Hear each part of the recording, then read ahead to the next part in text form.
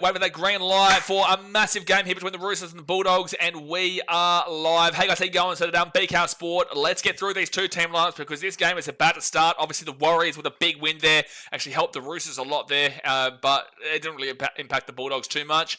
But the Dragons now out for the season. Warriors back into the top four. But let's run through these two team lineups, guys. Hit that thumbs up button and subscribe. We've got the Roosters taking the Bulldogs in a massive game. The Sydney Roosters, the home of the Eora and Gadigal people, they are in 9th position, whilst the Bulldogs, the home of the Darug, Bidjigal and Bediagal people, they are the 3rd position team. And this is at Allianz Stadium in Sydney, the home of the Gadigal and Bidjigal peoples. Now, the ins here for the Roosters, Blake Steep. The out is Siwa Wong, with the fullback being James Tedesco, who is the captain. Wingers of Daniel Tupou and Mark Nwangana-Tawase. Centres, Billy Smith and Robert Toya, with the 5'8" being Hugo Savala, and the halfback is Sam Walker. Front row forwards, Lindsay Collins and Spencer Lenu comes in off the bench to be the starting prop, alongside Benaya Uelu, who goes into the starting hooker role, who was originally meant to be 14.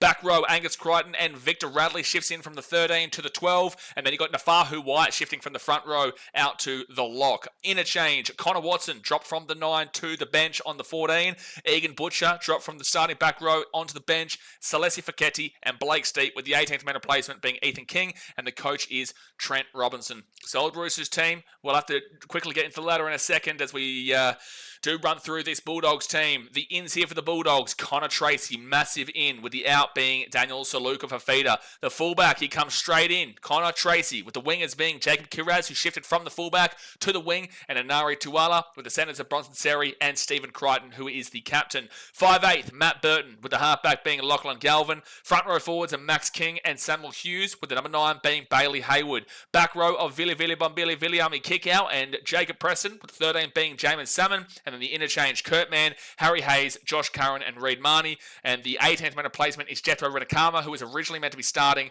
but because Connor Tracy comes in, and because they do shift Kiraz to the wing, that means he is now the 18th man, and the coach is Cameron Serraldo. Jeez, who do I tip here in today's game? They're about to come out for the welcome to country, so I've got a little bit of time here. Who do I tip? Who do I tip? Who do I tip? The Roosters have been playing some pretty good footy recently, man. And the Bulldogs, this is when they've really got to start getting that momentum going into the finals. Jeez, who do I tip? I'm going to lean with the Dogs. They have to win games like this. The Roosters know how to win games. They've won by 60 points last week against the Dolphins. They're finding form at the right time of the season. They're fighting for their top 8 chances. I'm going to still tip the Dogs here on the basis that they're fighting for their minor premiership, but also, I don't know, dude. I don't know. If you are the team that you say that you are, Dogs, you should be winning this game. You should be winning this game if you are the team that you say that you are. So I'm going to have a bit of faith in you, but I absolutely can see a result for either team here. I thought that in the last game. I still went with the home team, the Wires, so I'm going to go with the gut there of the Dogs. But, geez, it's hard tipping against the Roosters when they know what it's like to be in a situation like this and they know what it's like to win. Now, quickly in regards to the ladder, as they do the welcome to country, the Bulldogs, they're on 36 points. They are in 3rd position. They've got a plus 140 points differential. But the team above them, the Storm, on 38, if the Dogs win this game, they would go equal with the Dogs. But the Storm have a plus 252 points differential, so that's a 112-point swing. So if the Bulldogs win this game, they will finish off the weekend in 3rd. Actually, regardless, win or lose, they will be in 3rd. If they win, they'll be equal 2nd, but they'll be in 3rd position, but they'll still just be 2 points behind the Raiders, who have a plus 168 points differential. The Raiders obviously had to bye this week. So Raiders would still be above them, Storm would still be above them, but the Bulldogs would keep in touch there for the potential of a minor premiership if the Raiders slip up over the final 3 rounds from next week. Now, if they lose this game, like I said, they will stay in 3rd position, and because the Panthers lost last night, their 3rd position is pretty much guaranteed, especially if they win one more game. But if they lose today, they will be in 3rd and 5 points clear of the Panthers. Actually, 4 points clear of the Warriors, but the Warriors' points differential just simply isn't anywhere close to being good enough to overtake the Bulldogs if they equaled out on points.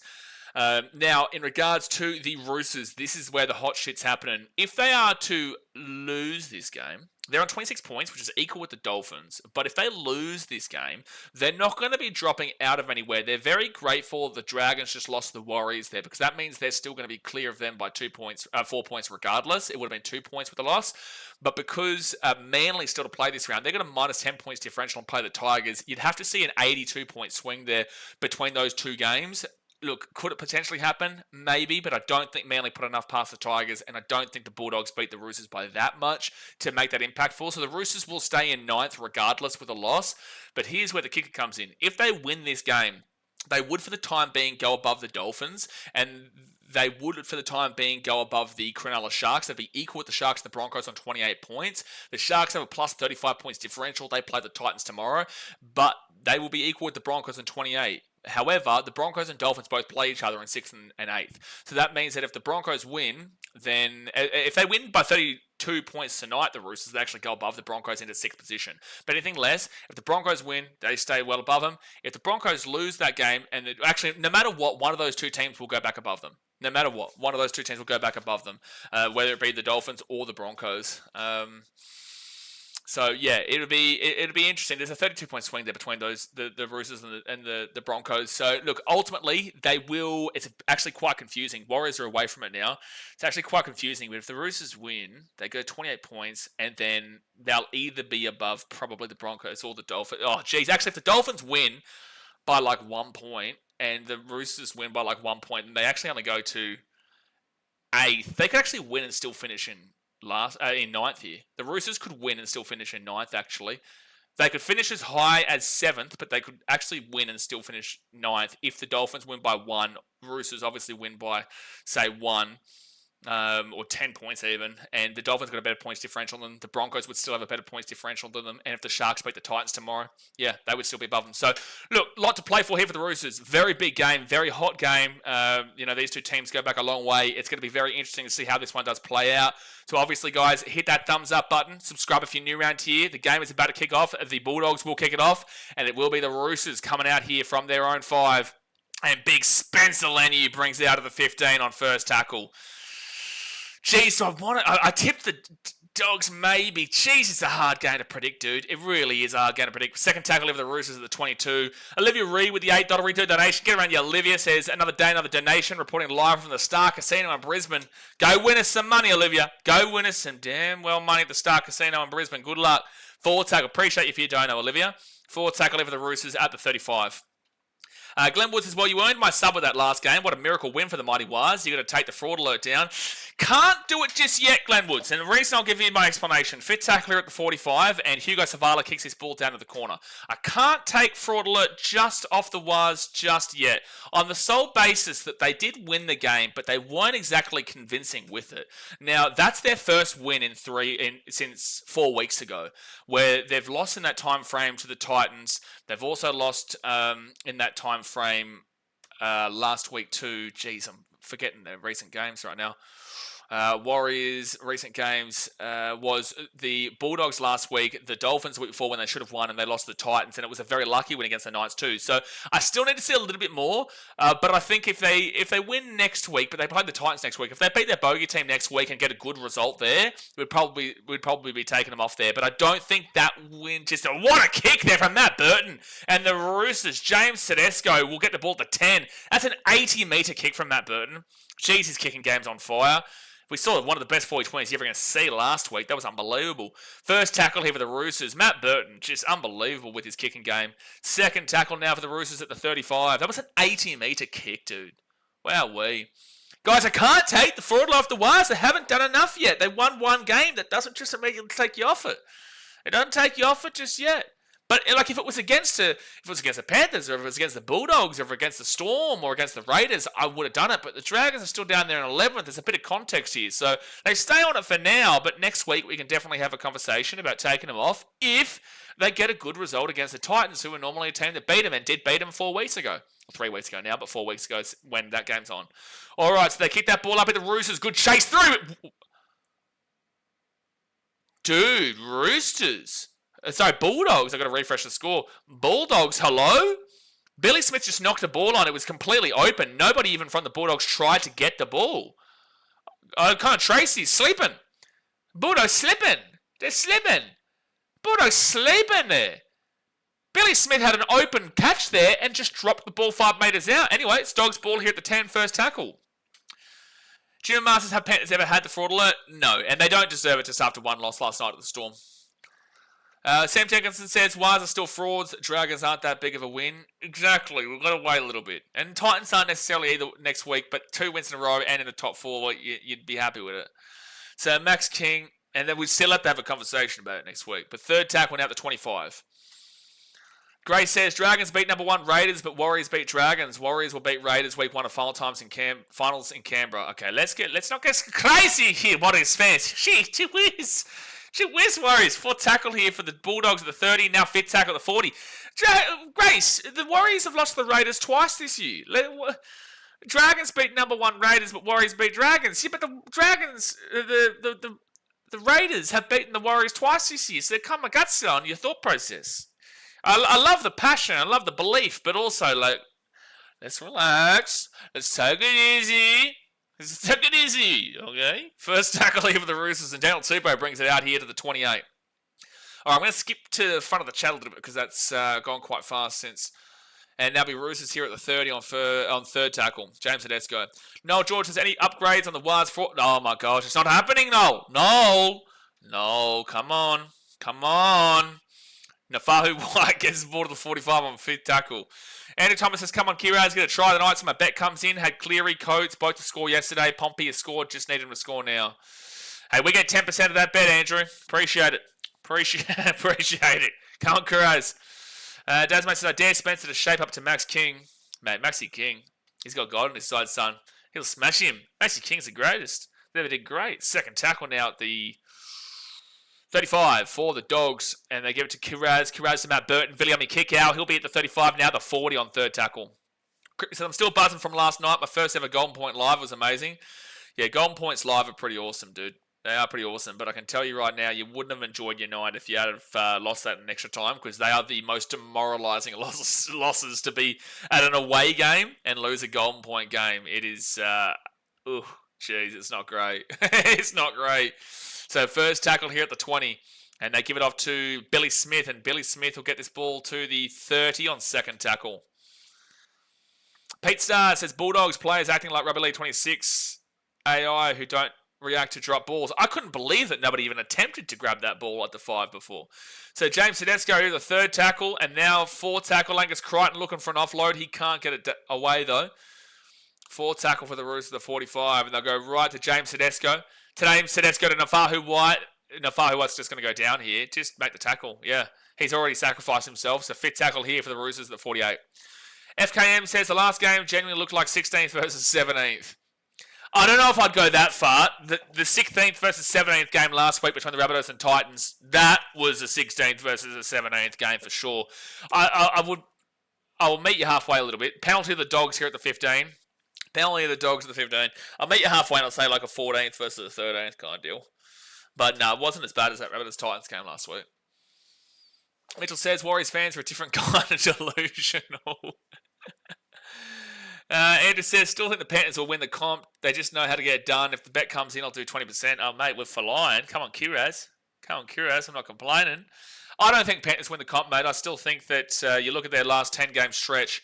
Yeah, sure, the Bulldogs game was impressive. Warriors wasn't really that impressive a win, but they still got it. So I still give them those wins, of course. But most of their games were against the Tigers, the Titans, which they should have lost, the Eels, the Cowboys, these kind of teams. And it's like, they didn't prove it. These 3 games now prove it for us. The third tackle here for the Dogs at the 35. They took on the Storm last night and they lost to a depleted Storm team. And now they take on the Raiders and the Bulldogs. If they can win at least 2 of these 3 games, I think they win the comp. If they win only 1 game, I think they're genuine competitors. If they lose all 3, then it really proves my point that they haven't played anybody really besides that Bulldogs game where they won 8-6, and that was a really good result. So fifth tackle now for the Dogs, and they'll be at the 22. But again, that's just my opinion. You know, the Panthers do know how to do it, but they didn't come up clutch last night in a pretty crucial game to solidify themselves, and now they've lost their position because of it. Dogs knock on, and it'll be Roosters ball here at the 10. Art of Limits' opinion on Warriors' dominant win over the Dragons. That absolutely was not a dominant win over the Dragons. They won, though. They definitely won. Like, Warriors fans, I'm back to you. I tipped you at half time, and I tipped you guys to win the game before the game, but have we watched the same game?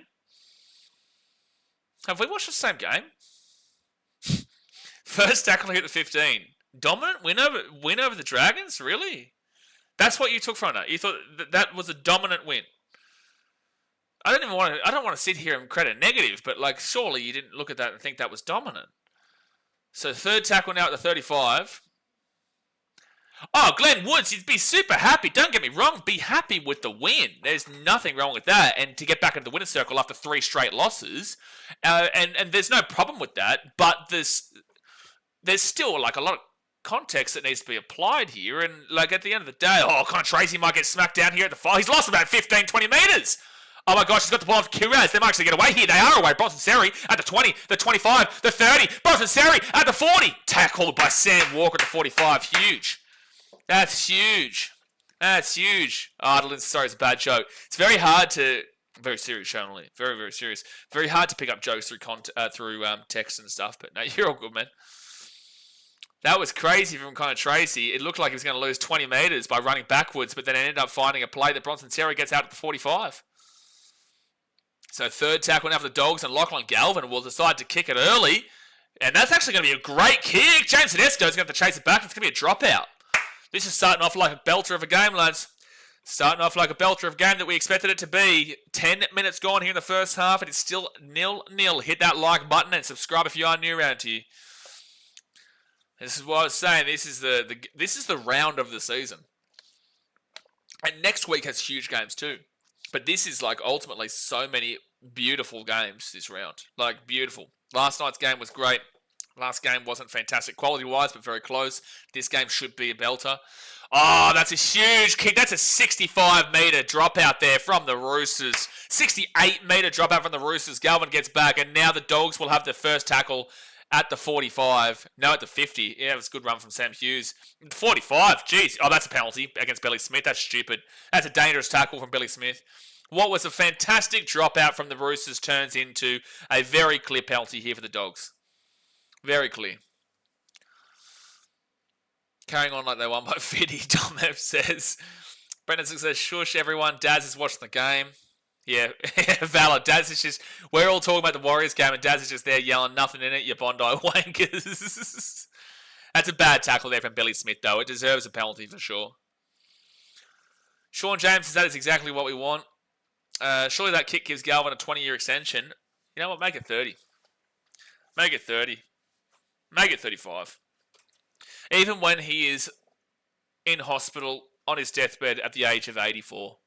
I hope he's still got a contract. So 2 penalties for the Dogs so far. 0 for the Roosters. Max King, he'll bring this ball now to the 18 metres, second tackle. Dasman says, Joe, I've been disrespected many times in my life, but being compared to lagging is the ultimate disrespect. Yeah, well, just ask Brenton Ensley how that feels. Just ask Brenton.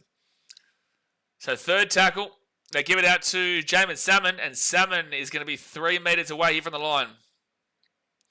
3 metres away, fourth tackle, Bailey Hayward. He'll give it out to Lachlan Galvin. Galvin to Crichton. Crichton gets it across here. Chance here for Nari Tuala. Try time for the Dogs. Bang. Doggy, doggy, woof, woof, and Nari Tuala. Nari Tuala. And Nari Tuala will score, and it's 4-0 with a kick to come. 4-0 with a kick to come. Scott James says, hope you're doing well. Wise vs Dragons was a good game. Glad Wise got the win. Yeah, both played quite poorly, but it was a good close game in the end between two teams that needed a win. It was good to see the Wise. I did tip the Wise before the game and at half time, even though they were down by 6. But 4-0 here, doggy, doggy, woof, woof. And it was a really nice play out there. And that does unfortunately come down on Billy Smith, man. Billy Smith giving away that penalty that put them into the attacking area is a problem. Is a problem. And then if you go back and have a look at the ladder, you know, the Dogs have scored 474 points this year. That is worse than the Raiders. That is worse than the Storm. Worse than the Panthers. Worse than the Broncos. The Sharks. The Dolphins. The Roosters. And that's it. So they are in 7th position on the attacking front. The Roosters have given up 463 points this year. So that's worse than everyone in the top 8. Manly. And the Knights. So they are 11th for defense, I think. 10th or 11th for defense. Maybe even, 11th or 12th for defense anyway. So the point is that, you know, Dogs and Roosters is a good matchup attacking Dogs, Roosters defense-wise because they're both quite average. But in regards to the other flip side, I'll tell you in a sec. Crichton here to take the kick. Far right this year, he's 11 from 14. But I don't think I would really call this too far right. It's not like really bang, bang far right. Still a difficult enough kick.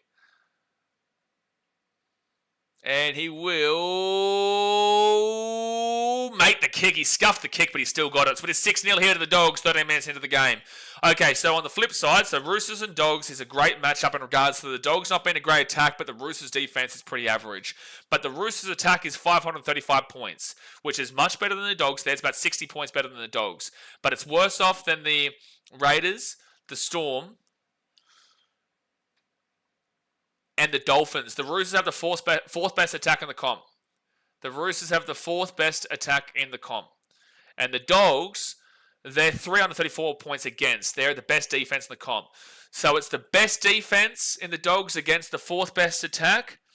And it's the 11th best attack for the defense for the Roosters against a pretty similar position for the Dogs in attack. So it's an interesting matchup. So the Dogs now, we first tackle, get the offload away to Samuel Hughes, and they'll be taken down here 15 metres out. It's a risky play to do, though, with that offload. Third tackle now for the Bulldogs, and Savala's got up quickly. He might have to come for a HIA. Jay says, they heard the winner was from Bondi, so they did a redraw. Sam Jenkins says, surely they play that Brothers song each time they score a try. I actually don't mind it. I got told from people that there's a few extra bit of context behind why people were hating on that, but I thought it was a bad beat. He'll come up for HIA for sure. Hugo Savala. Oh, bad tackle technique, yeah. Bad tackle technique. Gary says, how are you doing, Blaze? Where are you at the moment, buddy? I'm in Ho Chi Minh, Saigon. Ho Chi Minh, in Vietnam. Ferrari Tuali is what I called him before, and Ferrari Tuali. 40-20 attempt here for the Dogs. Oh my gosh, the angle was good, but Tedesco does grab it just before it goes. The kicking game from the Dogs today has been brilliant. Matt Burton has been on fire. Oh, I just realised Mick Ennis is in the commentary booth. At least we're listening to him today and not against the Panthers. Gary says, shocker mate, dominated 80 minutes, but did the usual, I'm afraid. Well, that's a penalty to the Roosters at the 24. Chugga Chugsters. Wait, but how was that PSG game, Gary? Deary me, I was wondering what he was talking about. I was wondering what we were on about. Oh yeah, the Tottenham. That's right. I didn't even know that was on. All right, so Roosters ball hit the halfway point. Michael Paul getting on a Waz. Sam says Waz fans are horrid after a win. Oh, dearie me. Back him in. You know, they've had a tough month. Yeah, they're off their rocker right now thinking it was bigger than it was. But, like, it's great for their context for their season. Like, it really was.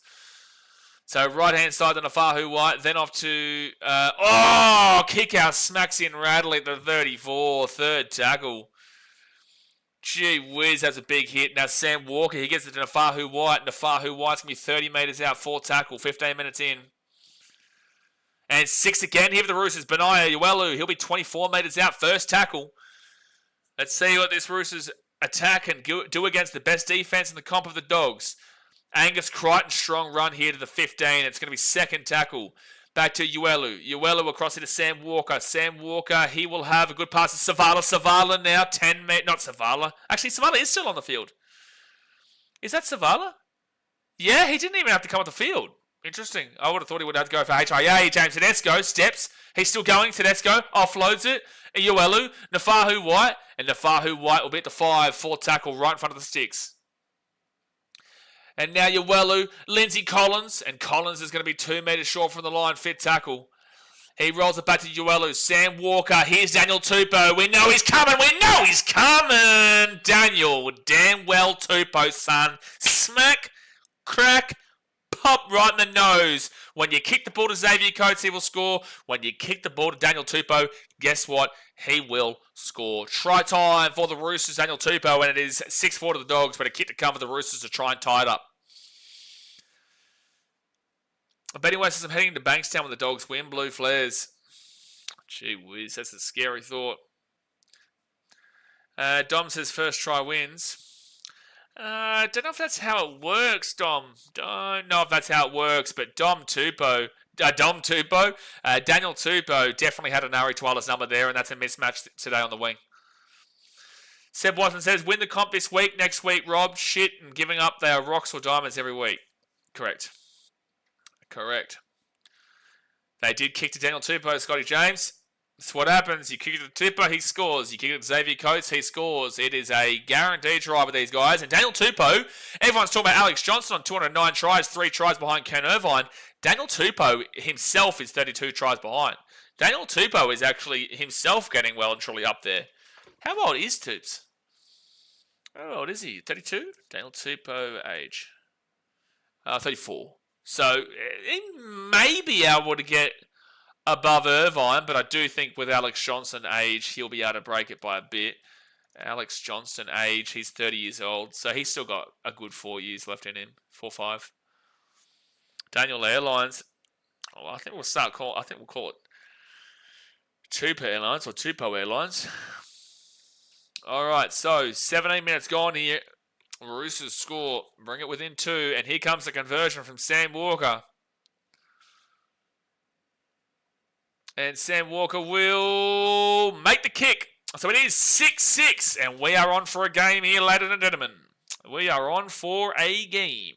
6-6 is the scoreline, and it's a beautiful kick there from the sideline. Absolutely beautiful kick. It was just too easy. It was just way too easy out there. He's been with the Roosters for like 15 years. He's an incredible player. Yeah, you've really got to appreciate longevity of players at one club, because it's very easy to obviously get lured away. And Daniel Tupou's obviously stayed with his one club, and he's been unbelievable there. All right, so the Dogs now is down to the Roosters inside their end goal, and it's going to be Spencer Leniu. Bushka! That's a huge run there. He did not slow down at any stage. Fortunately, he didn't do that in game 2 or 3 of Origin this year, especially in his position. Why would you say especially in his position on a wing? Why especially on a wing? So the Roosters now get this ball here to the 30 on third tackle. Mitchell says, so now Dogs fans decide to turn up the cats. Now, fourth tackle. And 40-20 attempt here from Benaya Uelu. I think this is going. Oh, no, it bounced inwards. Huge. Bushka Boomfa, both the same. Get around it. Bit of Bushka in you, bit of Boomfa in you. You know, may as well get a bit of both. Second tackle here at the 15, and it's Matt Burton. He rolls it back to Connor Tracy, and then Jacob Kiraz. He'll be at the 22 on third tackle. Said, well, it's a big latte fan too, but yeah, big almond latte there in Bondi. Massive almond latte fan. I do believe he gets a bit of a caramel twist. A little bit of a caramel twist at the old Bondi latte shop.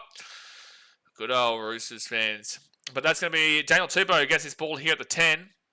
And Tupou will pass the ball to Tedesco. There was space, and he will find it. He gets his ball at the 15 to the 20. He gets the ball away to Nwanga Tawase. Nwanga Tawase flicks it out to the sideline, and Grassy McGrath with a great play.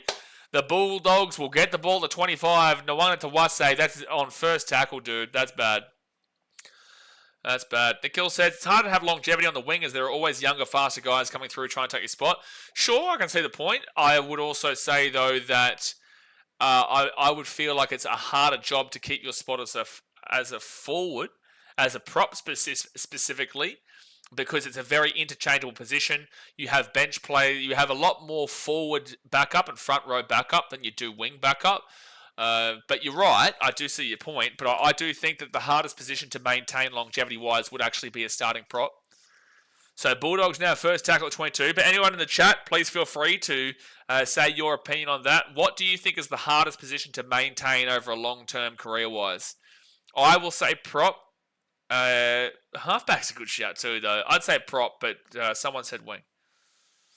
So third tackle now at the 20. 20 minutes to go here in the first half, guys. Hit that thumbs up button and subscribe. 15 metres out from the line for the Dogs. It is currently a 6-6 game. Fourth tackle. Now to Max King. Max King to Salmon. Salmon to Galvin. Galvin to Billy Viliami kick out, and he'll get crunched to the 10 by Victor Radley and Hugo Savala. Jeez, I'm surprised he didn't come off the HIA, but he's done well regardless since that little scare. And that's going to be touched by the Dogs. They knock it backwards. Out to Connor Tracy at the 10. Then to Lachlan Galvin. Galvin's going to kick this ball across. Good hit. That's a 7-tackle set. That's a huge hit there. And that's an awful kick there from Lachlan Galvin. That's awful. That's awful. Tasman says Marky has a big booger hanging out his nose. Why are we having a crack at Mark Nawanga to Wase? Don't you come for Mr. Tosoviti Fijian Flyer? Don't you come for Mr. Fijian Flyer over here, Mark Nawanga to Wase? Your daddy does. Your daddy. Get around Marky Mark. Gee whiz, you hate that Mark Nawanga to Wase. You hate Dane Gagai. And you hate Reggie the damn well rabbit. There's something wrong with you. There's something wrong with you, does. Reggie the Rabbit is the greatest mascot in the history of mascots. Get around Reggie. How good's Reggie? James Tedesco, he's going to beat the 44 on third tackle. Buck, you are an Eels fan, you are not a Roosters fan. They give it out to Victor Radley, and Radley is now at the 32 on fourth tackle. Sean James says, when scums were real anyway. I don't even know what that's referring to, but Nafahu White, he'll be at the 25 on fifth tackle. Hela Kimi says, bro, I support the Bulldogs, watching all the way from Goroka in Papua New Guinea. Appreciate you for watching in Papua New Guinea, man. We love you guys over there. Daniel Tupou up in the air on fifth tackle. Can he get the offload away? He does. He gets it off to Angus Crichton. Crichton kicks his ball all the way to the other side of the field, but it's going to be... Oh, he's dropped the ball. Oh, my gosh, it's a dropout. Oh, my gosh. Bronson Seri has dropped the ball over the try line, but very lucky that there was a Dogs play to get there before it was a try. So it's going to be a dropout here from the Dogs, but geez, that was close to a Roosters try. Mitchell says Reggie's the undeveloped one. How dare you insult Reggie the Rabbit, mate? How dare you? Oh, jeez, Bronson Seri. He's very lucky that Robertoya overrun the ball. So I feel like Burton's going to go for a long dropout here. No, he's not. He's going to go over the shorty. He's going to mix it up. And now, Daniel Tupou gets the ball to 10. Crichton trying to milk a penalty there. You wisher, buddy. You big wisher. Disagree with Benny West, but I'll explain to you why in a second. So they go right-hand side, Lindsay Collins. I think he could have been, but then you got to also add in Semi Radradra. He could have been, but he wasn't around long enough. Sam Walker steps. He's 15 metres out. Yawelu off to Lindsay Collins. And Lindsay Collins will be 10 metres away from the line. Third tackle. And Yawelu. And it's going to be Savala. He's running the ball a lot in this last 10 minutes. Fourth tackle, 5 metres away. Out to Nafahu White. Nafahu White, that's a knock-on from the Roosters. And the Dogs will pick the ball up. They get off to Connor Tracy. Oh, someone should have been following him up. But it's going to be for a 0 tackle for the Dogs, the 15. Knock-on from Spencer Leniu. Galvin is going to be the next Ash Taylor, calling it now. Oh, jeez, that's a wild comparison. It's a penalty of the Dogs. That's stupid. Spencer Leniu to knock that ball on and then to give away a penalty is just stupid. But we all know that he can be ill-disciplined, so it is a penalty here to the Dogs, which will be big for them. Ash Taylor, no, like if Galvin failed, it'd be way bigger than Ash Taylor. Way bigger. There's way more controversy surrounding it, Galvin, than Ash Taylor. Ash Taylor, yeah, sure, I understand the perspective, but it's nowhere near the severity and the size of what Galvin kind of reputation is, good or bad. First tackle now for the Dogs. And I do remember him coming through in 2015 and 2014 and the likes, Ash Taylor, but he doesn't have anywhere near the same regards as what we've seen from Galvin in regards to a positive and negative view. Pete Spencer Leniu, Warrior Hargraves' successor. Yeah, Warrior Hargraves was a lot more consistent. That's a knock-on from the Dogs. That was bad. That was bad. And Benai Uelu will pick the ball up here at the 45, and it's going to be 0 tackle for the Roosters. And, geez, it's a penalty to the Roosters as well. A penalty to the Roosters as well. Brenton says Ash Taylor's ball skill was elite. Sports Zone says Galvin's going to be the next Cooper John. Stop it. Francisa says Galvin thinks he's Andrew Johns. Well, that's going to be that's a penalty against the Dogs. And Harry Hayes will allow the Roosters to get a good attacking opportunity now. Spence, I would say, has more immediate impact, but Warrior Hargraves was the better player. So Jared Warrior Hargraves in his peak, you couldn't ask for much more. Spencer Leniu is still very ill-disciplined, and Warrior Hargraves is too, but ultimately Warrior Hargraves, if you're taking a draft based on what we've seen from Warrior Hargraves' peak and what we've seen from Spencer so far, I would be taking Warrior Hargraves every day and twice on Fridays. So third tackle now at the 23. They go out to Sam Walker. Sam Walker to Egan Butcher, and it'll be 4 tackle, 15 metres away. Sam Jenkins says, Silk of the milking penalty. Sick of the milking penalties. That started 1 second. Oh, that might be a penalty here. That might be a penalty. Yep, it's a penalty here to the Roosters. It's not a penalty try, but there'll be a penalty. I don't think they'll call a professional foul either. It's a 10-metre penalty. It's not actually a penalty for taking the player out without the ball. They're actually just going to say it's offside. Ron Fawcett says, listening from Toronto in Canada. Prop for sure. Get around you, Ron. Appreciate you. And yeah, I agree. Yeah, I think that... Yeah, no, I think that probably is fine, actually. It is just the fact that he's called offside. So Roosters will be 10 metres. Do they go for the 2 here? It's from the left-hand side, 15 metres in. Do they go for the 2 or do they go for the try? Benny West says Folau outjumps all. Seven Brad Raj was pretty good, man. There's also guys like Jarrell Yalyi that didn't fulfill their potential. Again, it's too short of a time frame in regards to Israel Folau. And so this is going to be Sam Walker taking the 2. They are going for the penalty. Sam says, in terms of milking, Jairo hands down got to be the LeBron James of the NRL. Nah, it's... who would I go? While they're lining up with this kick, who would I say is the biggest milker in the NRL? Harry Grant's pretty good for it. Again, that was a penalty last night, 100%, but he still milked it. I would say Harry Grant would be well and truly up there. Isaac Tungo is one of them. He does a lot in every game. He tries to milk it every single time. But yeah, Jai Arrow does a lot as well. He did last week. Yeah, C&K is a big one as well, Brenton. So Sam Walker will make the kick. So it is 8-6 to the Roosters with 13.5 minutes to go in the first half. And on the live ladder, with a win here, the Roosters are in the top 8. The Roosters would be currently in 7th position if they were to win this game from here. Obviously, a long way to go in the game. And the Broncos and the Dolphins do play tomorrow. But live ladder, they're in 7th. Jared says, Harry Grant's milk was better than the last milk he did against the Panthers on Yo for no reason. Well, last night, again, was a legitimate penalty. He milked it, but it was a legitimate penalty. Roosters picked this ball up through Daniel Tupou, and he'll bring it out to the 15 on first tackle. Ben Casper says, go the Doggies, beat the Roosters 13+. Well, a 13+ isn't looking too likely. And Sam Walker brings it out to the 25 on second tackle. Sydney Roosters, oh, good on you, Taz. Third tackle now at the 30. You got me there. 12.5 minutes to go. Sean James is milking is a shit thing to do because it makes it like soccer. Sure, but... Oh, James Tedesco here. Taking out the 40. Sure, but the issue that I find is that people say this when their team has someone milk against them, but nobody says a peep. No one says a word when it's their team who does it. They're like, oh, no, it's okay. It was a penalty anyway. You know, like, oh, no. Like, he was just milking it to make sure he got the penalty. It's not a bad thing when it's not you, Sean, but it's not a bad thing when people see their team do it. But when it's other teams doing it, whether it's against them or just in general, everyone's got a massive problem with it. I'm really glad that 99% of people with a brain yesterday understood that that was a penalty and that although it was a milk, at the end of the day, it was a penalty. Sam Walker, oh, he didn't realise where the play... He didn't realise... No, he's just slowing the play down. He knows what is happening.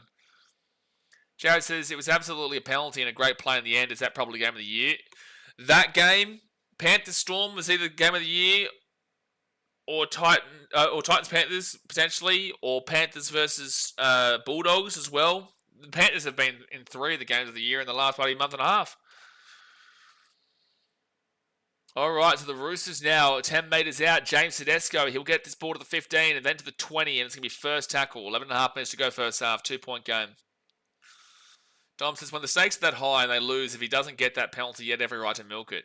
Cameron Smith is one of the, if not the greatest player of all time, and yet is the king of milking every single possibility of anything. He will get those cow titties out and he will milk them galore right in front of you. That's what Cameron Smith did, and that's why they would win a lot of games at Melbourne Storm. You know, it's a part of the game. You may not like it, but it's a part of the game, and it's going to continue. Like, it just will. And at the end of the day, a lot of them do milk it based off of what they believe probably is a penalty. Fit tackle now at the 40. 10 minutes to go in the first half. Hit that thumbs up button and subscribe. 10 minutes to go in the first half. It is 8-6 to the Chooksters. Dogs now to the 15. Glenwood says, to be fair, there's 2 Storm charge downs with the critical plays last night. Yeah, absolutely. Well, 3 Storm charge downs. 3 Storm charge downs. So second tackle, one of you're obviously not including the one with Harry Grant, but sure. Milked it worse than that Italian cat in 2006. Don't start me on that 2006 World Cup. I have one of my best mates is Italian, and I always say to him, "I'll never forgive you. I'll never forgive you for 2006." They obviously don't even know about it or think about it, but we will always remember 2006. Fit tackle out to 40 between Australia and the Socceroos and Italy at the World Cup. But I always tell him, I'll never forgive you. Stephen Crichton there. Oh, this is going to be 6 again. Yeah, Dogs are going to get the ball here at the 45. That's 6 again. I don't know if they've called a charge down or a knock on here. No, they're saying touchies come involved here. Since when do the touchies actually have a job? It's a penalty to the Roosters. It's a penalty to the Roosters here. The touchies actually got involved here. This is the first time I've seen a touchie get involved in about 34 years. Yeah, Crichton, knocked it on anyway, but yeah, it was offside. I wouldn't even argue that Sam Walker's barely even playing at that too, but Crichton definitely knocked it on, and then Galvin was in front of him, so it's a penalty. It's a big call though. It's a big call. Since when did the touchies get involved? FKM says, do you reckon the milking is way worse than a few years ago? Absolutely. We're in a winning game though. You need to win. You need to win. When people see their team do it, and they get a good result from it, they back it in till the cows come home. When people see it against them or against other teams, maybe not other teams, but when people see it against them, they're like, oh, this is bullshit. I want to get rid of the game. And it's just like, well, you can't have it both ways. So third tackle now for the Roosters, 25 metres away. What's the touchy doing? That's not his job. Since when do the touchies have job, Brenton? Since when do they actually get involved? I'm just glad there's not Casey Badger out there. Fourth tackle now at the 22. They hate Galvin or what? Well, it is offside. It is offside. Sam Walker up to Tedesco. Tedesco gives it across into Nwanga to Wase. Nwanga to Wase with a bit of a step, and he'll be 14 metres out from the line. Fit tackle. Fit tackle. Now Robert Toyer off to Savala. Savala, Sam Walker. Sam Walker puts this one to the corner for Tupou. He's going to knock it. I think this is a knock on. They're going to go to the bunker. I'm pretty certain this is a knock on. Okay, so starting with no try here. I'm pretty certain Tupou knocks it on originally. It might be directly sideways, but I don't even know how he's ended up with the ball here at the end anyway for a potential try. There's a lot of things to think about here. All right, so he kicks it across. It's good cover defense there from the Bulldogs to block off the Tupou run. That's also, no, that's actually got to be a penalty against Tuala there. Tuala is... I've got to be honest with you, this is a penalty, Roosters. Anari Tuala comes off his line, goes in front of Tupou, blocks off the run, isn't going for the ball. That has to be a penalty to the Roosters if this isn't backwards. If this is backwards, this is a try. But this is absolutely a penalty against the Dogs regardless. If that goes backwards from Tupou, this might be a try. Oh, unless that hits Tupou there. I would 100% say conclusive commentary I'm replying to. I would 100% conclusively say that Anari Tuala has no intention of going for the ball. He is just there to disrupt Daniel Tupou. Oh, stop it, Bunker. Stop it. You know very, very damn well. Anari Tuala had no intention to go for that ball there. He's blocking off the run. But anyway, you're off your rocker to come up with that conclusion. So anyway, they're going to say this goes backwards. This may be a try anyway, but Tupou is offside. Oh, well, that's a knock on there from Tupou regardless. I disagree with the call, though, for them to say Anari Tuala was playing the ball. Like, that's incorrect. But also, Anari Tuala is tackling Tupou here as well.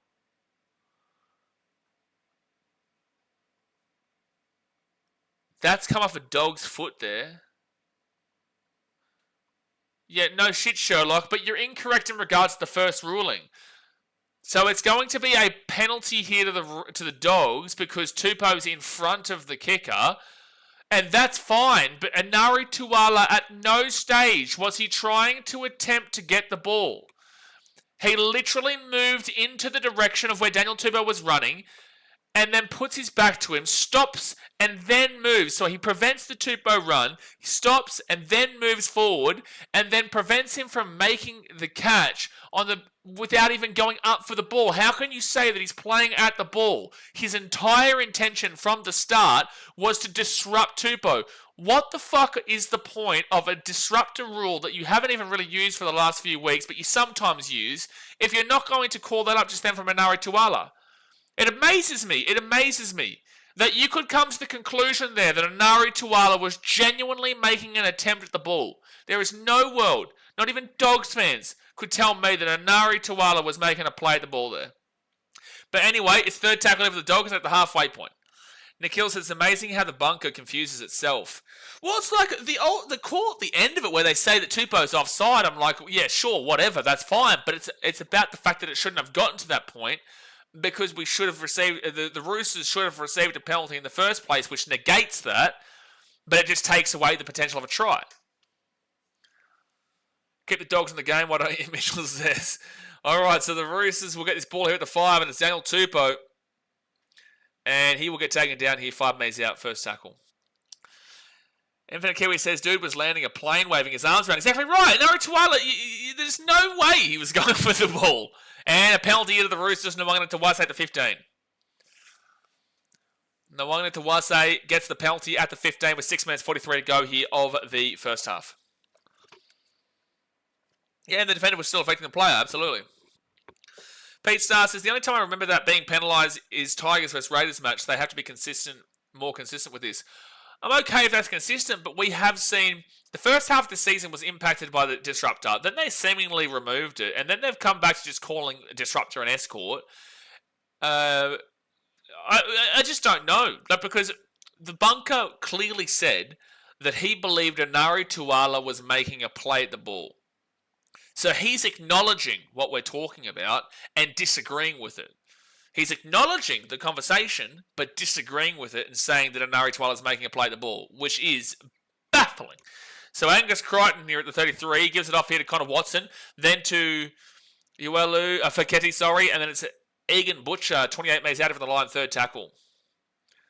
And now they give it out to Savala. Savala to Tedesco. You have to go down here, Tedesco. You have to go down, otherwise it's an obstruction.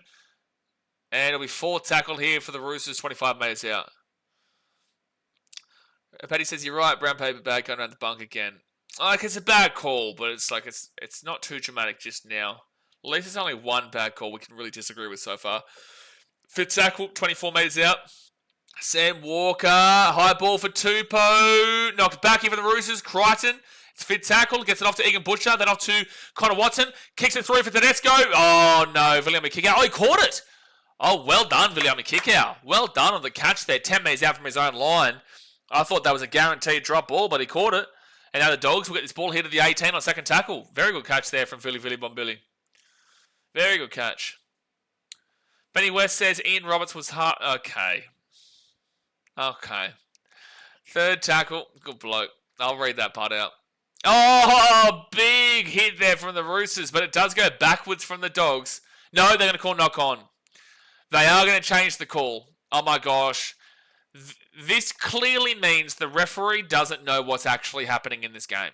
It clearly means that Grant Atkins is having to be told from either the bunker or from the touchies that he's made a mistake, because this is multiple times now in this first half where Grant Atkins is...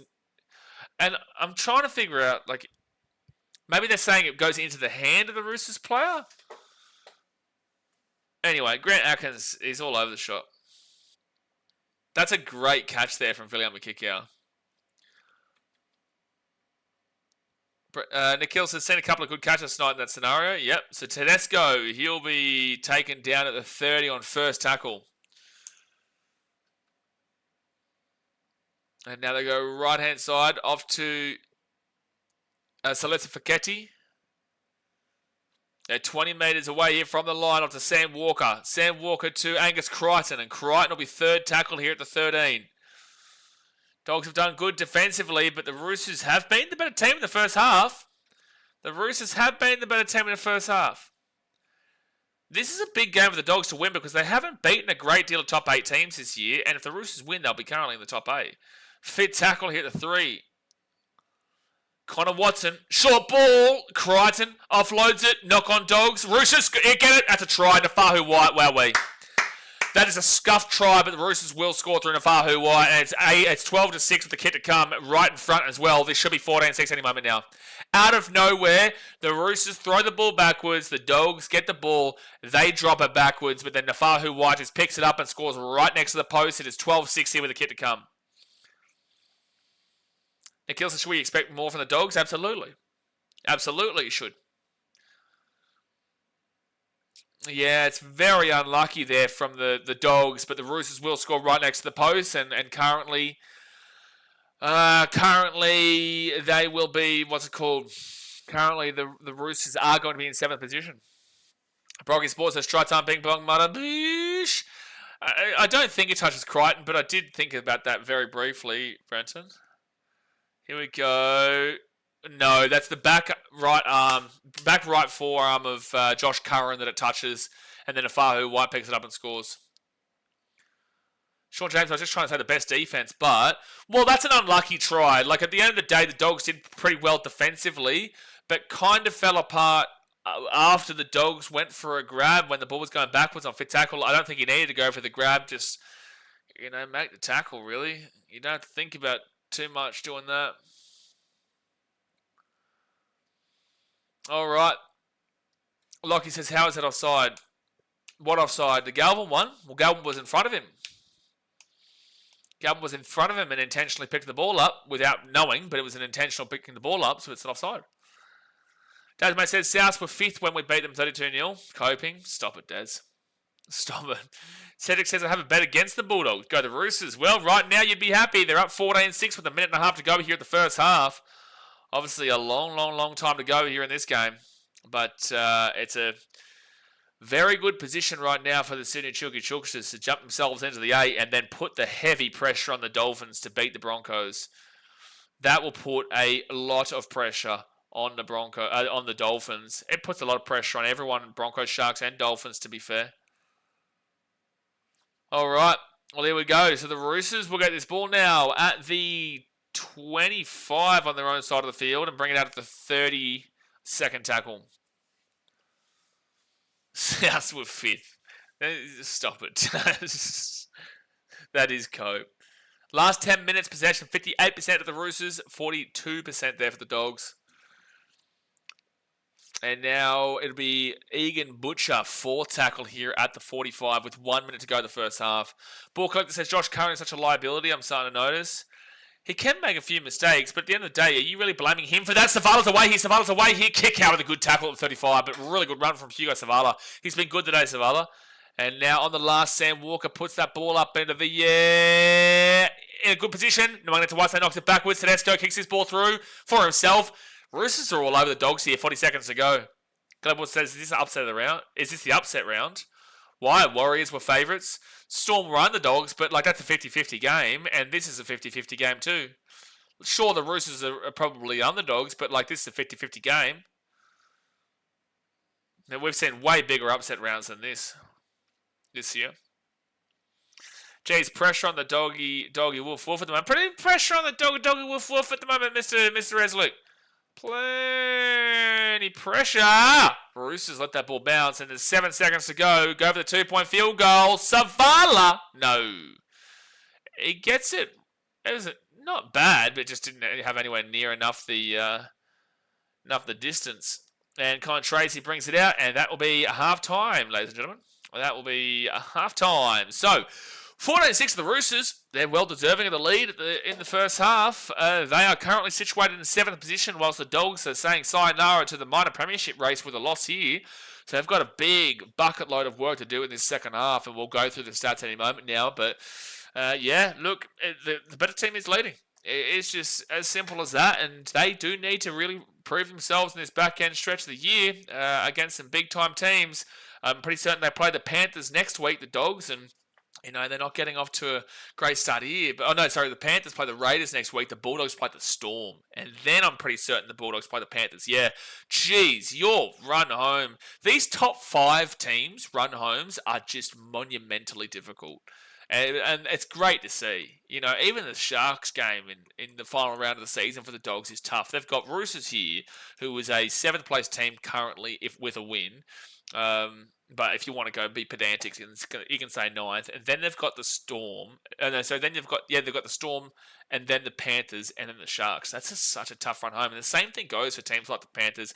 Same thing goes for a lot of teams, man. So yeah, it's really crazy finishes coming up. But all right, let's get into the halftime stats here, guys. Hit that like button. Subscribe if you're new around here. We are live for every single game, as you guys know. But stats-wise, 57% of possession here for the Roosters, 43% of possession for the Dogs. The time of possession for the Roosters is 15 minutes 22, and the time of possession for the Dogs is 11 minutes 3. So that's 26 minutes of time with the ball in play, which is a bit frustrating, but that's also because there has been 9 penalties conceded in this game. And we'll get to the negative play in a little bit, but 9 penalties in the game, plus also 9 errors across the game too.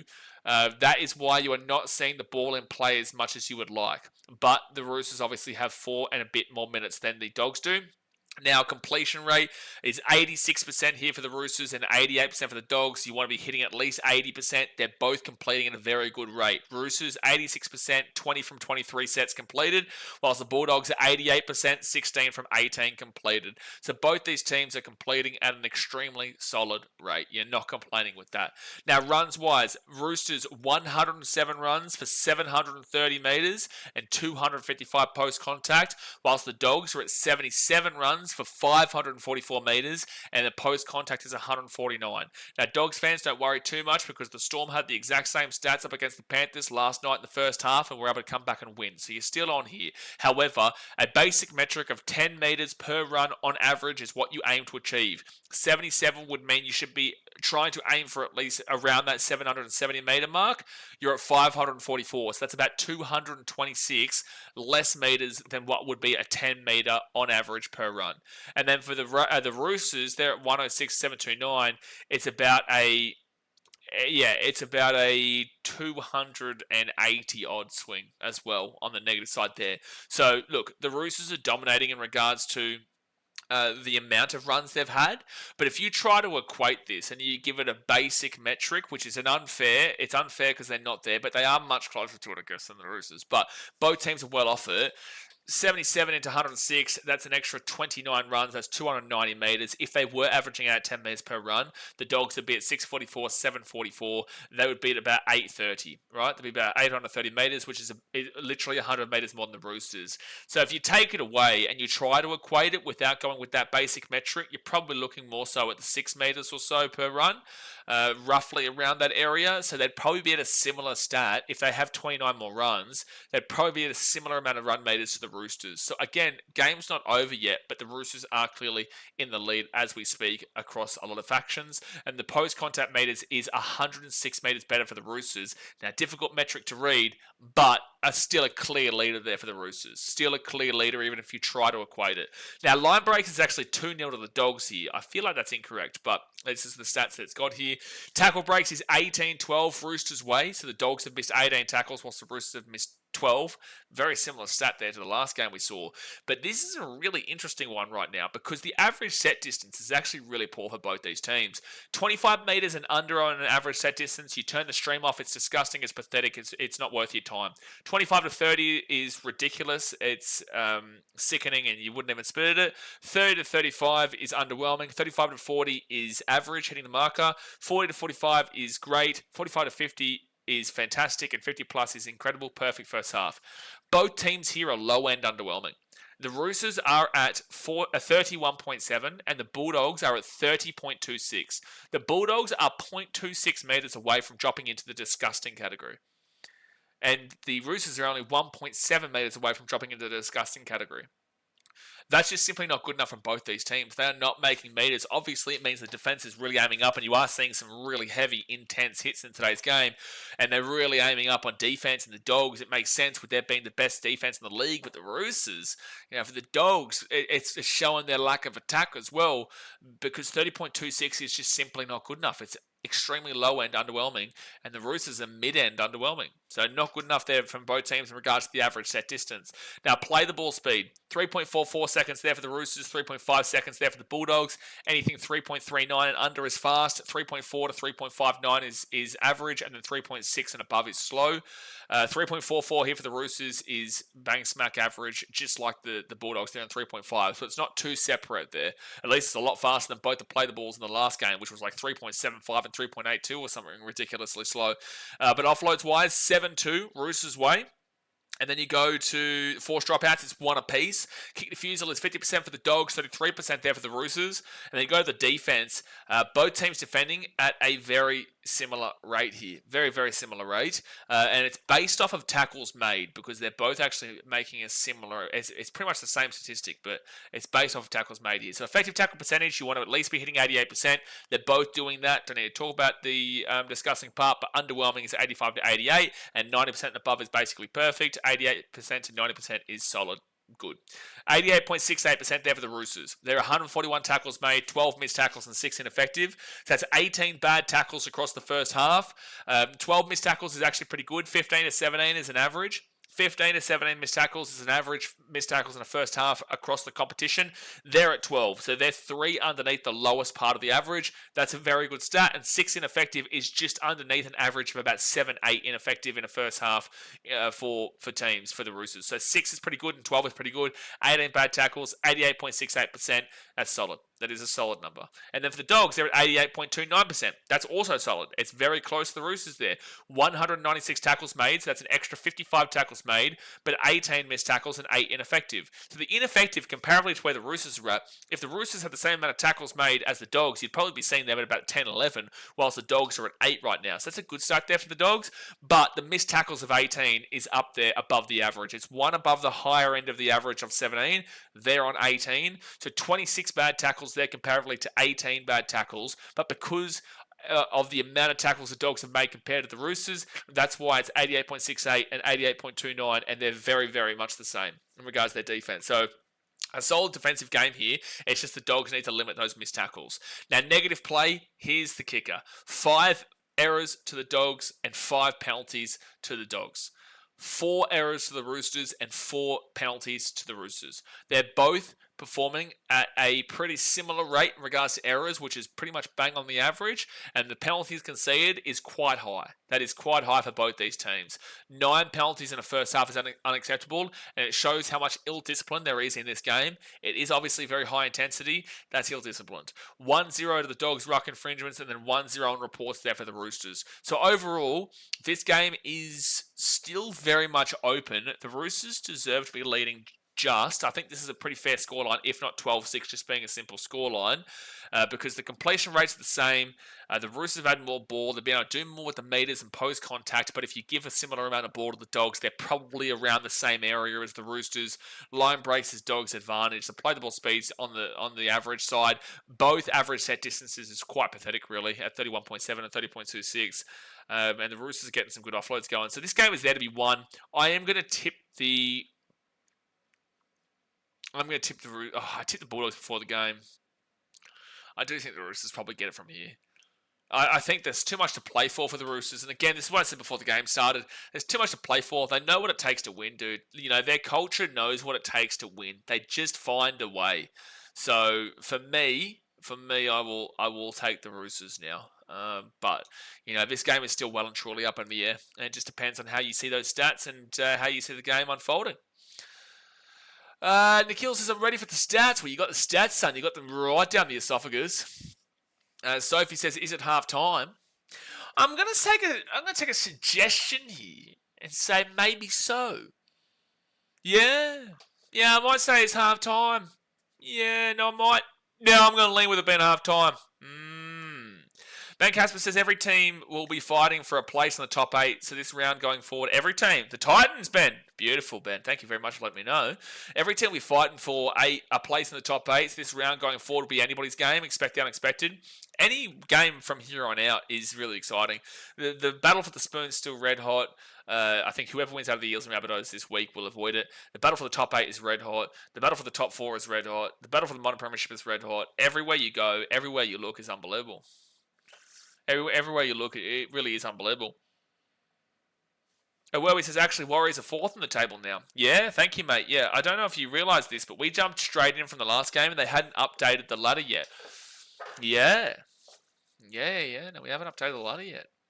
Sean says, did you see 9 times the ref needed to blow? Second half, the ref needed to blow, did he, Sean?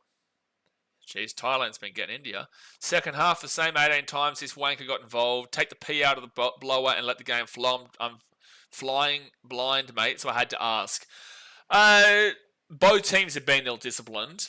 I can understand the frustration with 9 penalties in the first half, but again, it's not like it's been one-sided. It's not like we're seeing 7-2 or 8-1, which also doesn't reflect it being rubbery or rigged or an unfair advantage. Sometimes, I'm talking to you, New South Wales fans in Game 2, sometimes you are just ill-disciplined and sometimes teams just play very well in the first half, or sometimes teams are very disciplined comparatively to the ill-discipline of another team. So the benefit to there being 9 penalties is that it's even. It's 5 penalties against the Dogs and 4 penalties against the Roosters. So it just shows that both these teams are playing quite high-intensity football.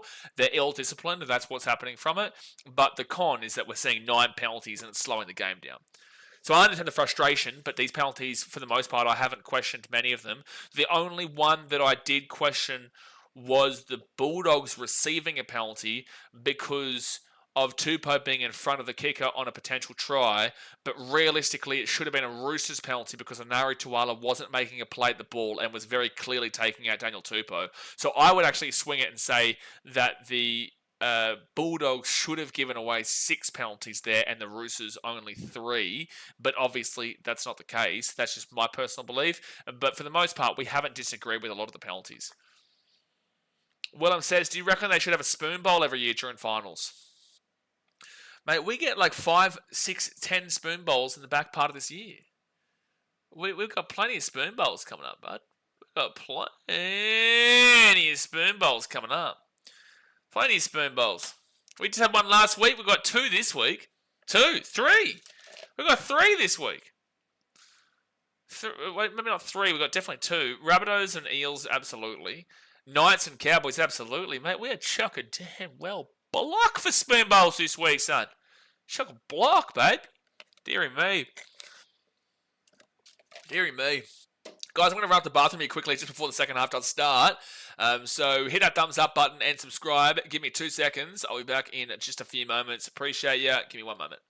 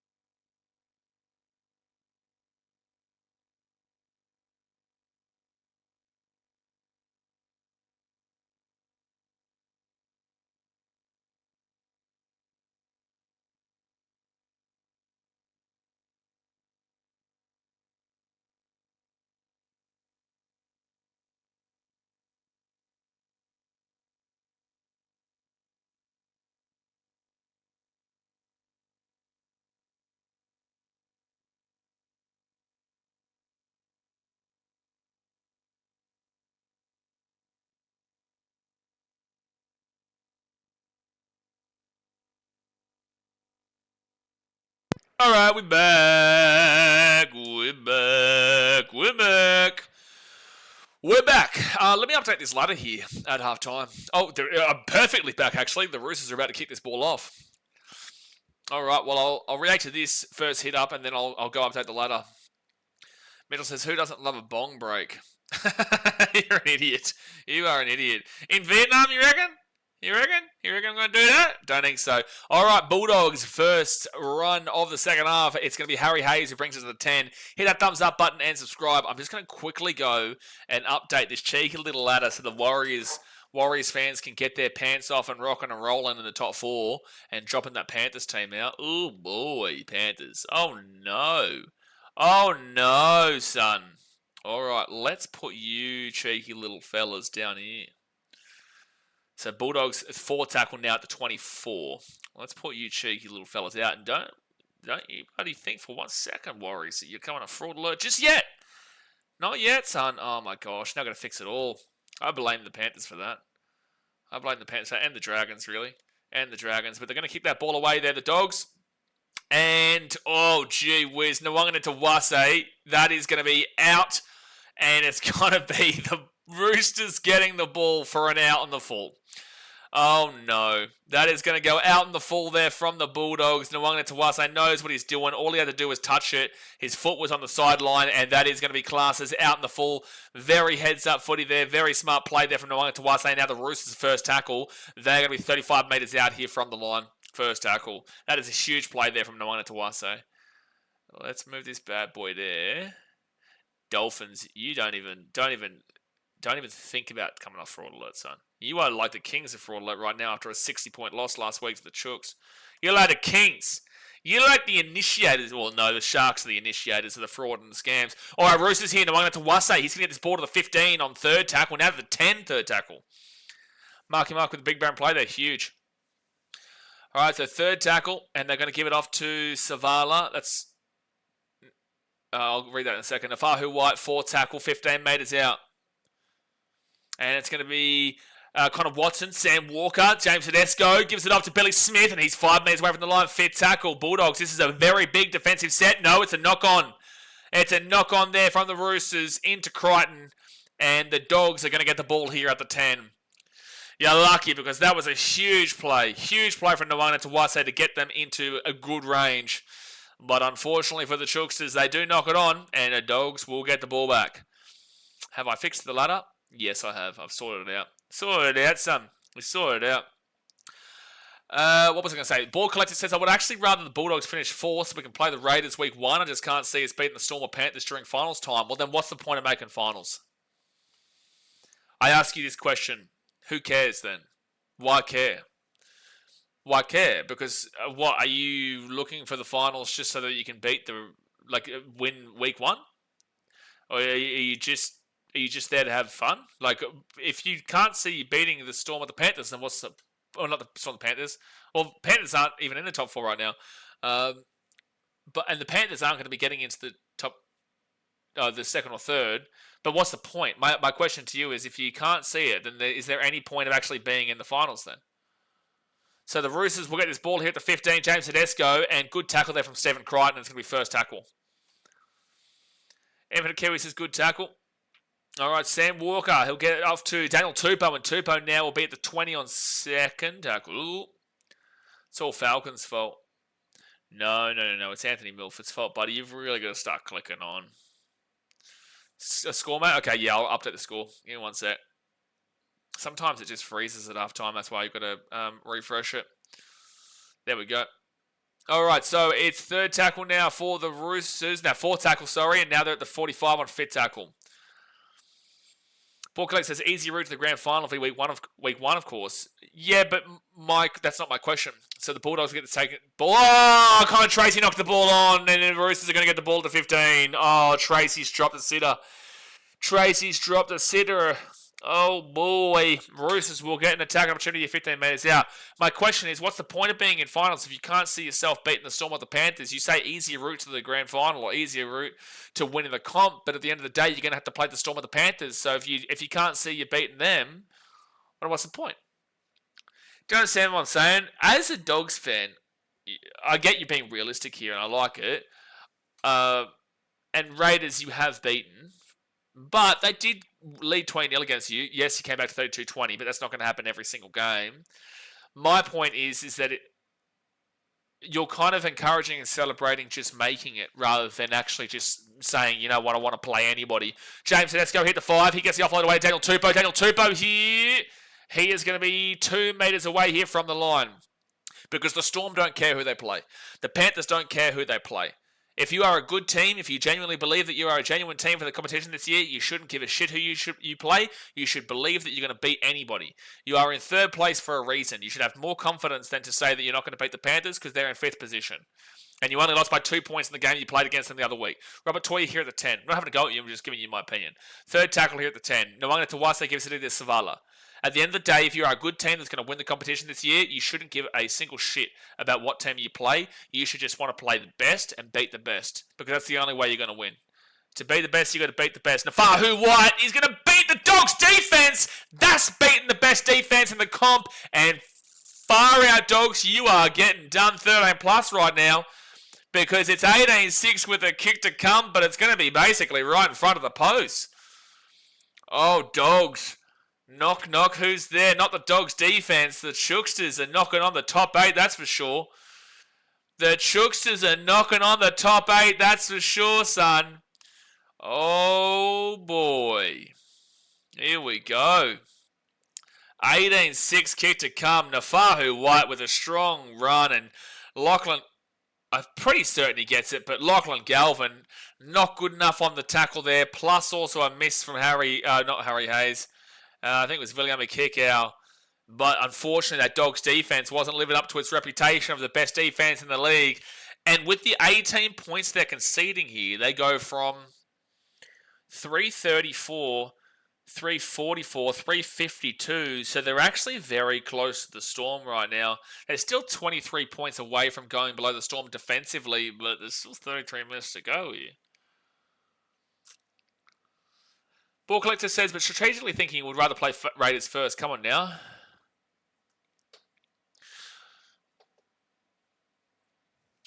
Not necessarily. Why? Raiders are first for a reason. Not necessarily. That's your personal preference to play the Raiders, but I look at it as the Raiders have been the best team so far this season. The Storm lost to the Manly Sea Eagles 18-12, the other 18-16 the other weekend. They shouldn't have lost that at Amy Park. You know, sure, the Dragons lost to the Raiders. The Raiders lost to the Dragons at Wollongong the other week. But, you know, at the end of the day, if you are a good team, you don't give a shit. The Storm don't care if they play the Panthers, and they don't care if they play the Raiders. They're not looking for the easy strategic route. They're looking to play the best, or they're looking to just beat whoever they play. Do you understand my point, my perspective? They don't care if it's the Raiders, and they don't care if it's the Panthers. They don't care if it's the Queensland team from 2010. You know, they don't care if it's Cameron Smith, Billy Slater, Jonathan Thurston, Darren Lockyer, Greg Inglis all on the field, prime Darius Boyd. They just know that they're confident they're going to win against whoever you put in front of them, because that's what you need to have if you're going to win a grand final. If you are going to win a grand final, you need to know before the finals that you are confident that you're going to beat whoever the fuck you play. And I just think that if again, it's not going to go at you, it's just my opinion, but again, if you don't think you're going to beat the Panthers or the Storm now, especially after seeing the Panthers lose last night, and also the Storm losing to Manly and you know, struggling in multiple occasions this season, then there kind of is no point. There kind of is no point, and you're already kind of just celebrating just being there, if you understand what I'm saying. Nikhil says, not fraudulent. It's crazy the Warriors in the top 4, but fraudulent this late in the season, but I'm biased. You're very, very well aware that the Warriors are still on fraudulent. So first tackle now for the Dogs at the 23. There's no way. Tell me why they should be off fraudulent, Nickel. Give me a good reason. And don't just say because they're fourth place. Jason's wondering how Lagan is coping. He's not coping, the old Lagan, Jay. He's not coping. Well, he says fraud alert. It's a consideration. It is a consideration. It is a consideration. Highland says no worries, should be on fraud alert. I agree. Daz says, dude, to be the best, you have to beat the best. Who gives a fuck? Exactly right, Daz. That's the Dogs fan right there. Again, I understand what he's trying to say. Fit tackle here for the Dogs. They kick this ball out of the Roosters at the 13.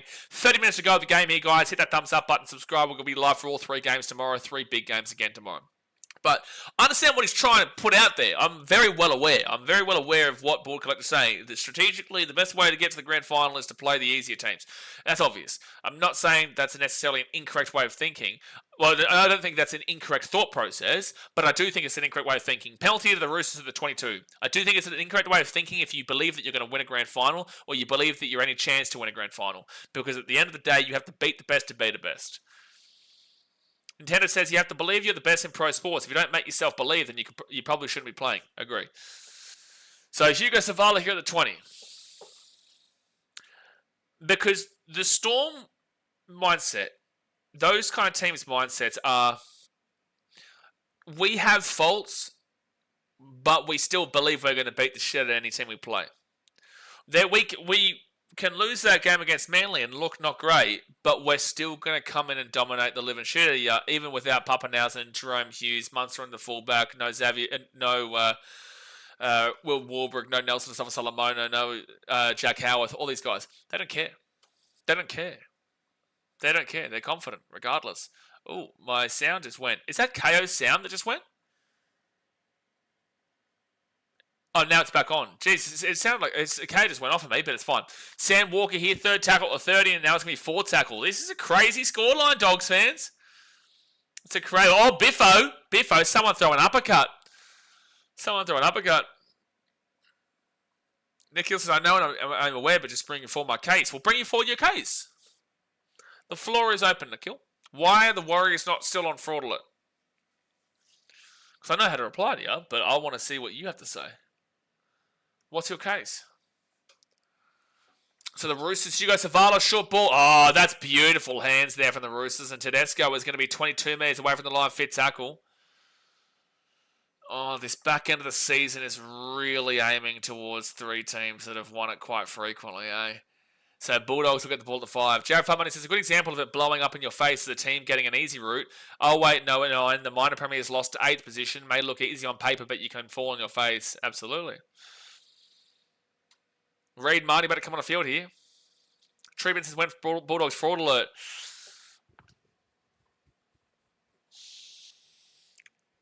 Roosters has been pretty good lately. Do you guys genuinely, and that's penalty to the Dogs at the 20, if they lose this game by 13 plus, I'm not doing it if it's a 1 or 12.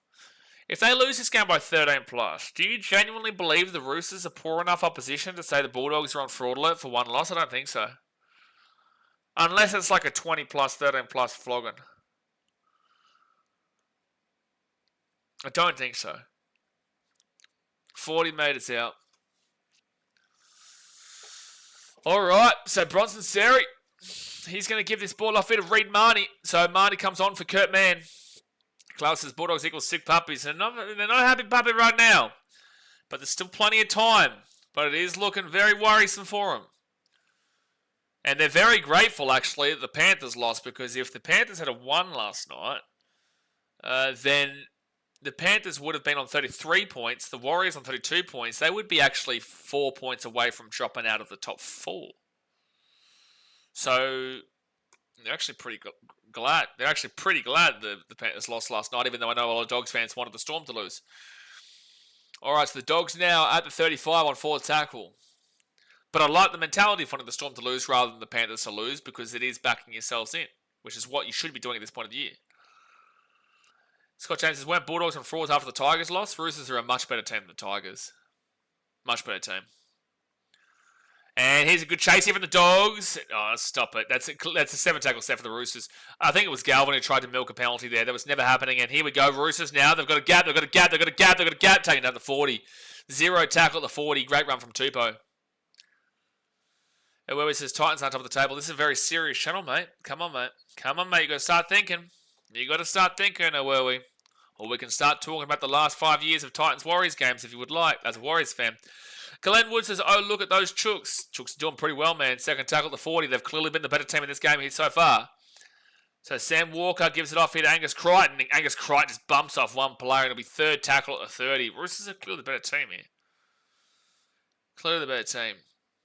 It's really odd to me, like Warriors fans, like, were we? It's like they don't accept when, like, people will criticize the Warriors when it's like, it's not a negative that we're saying the Warriors haven't proven themselves yet. It's just that 2-3 hours ago, before the Warriors game started, all your fans had you potentially dropping out of the top 8. And now it's like you're winning the comp and everyone is being an arsehole to the Warriors if they even have a remote little bit of criticism. Tupou goes up, Tupou goes up, Tupou goes up, Tupou scores! Oh my gosh, dogs. Oh my gosh, the dogs are getting slapped. Oh my gosh, the dogs are getting slapped. It's 24-6 with the kick to come.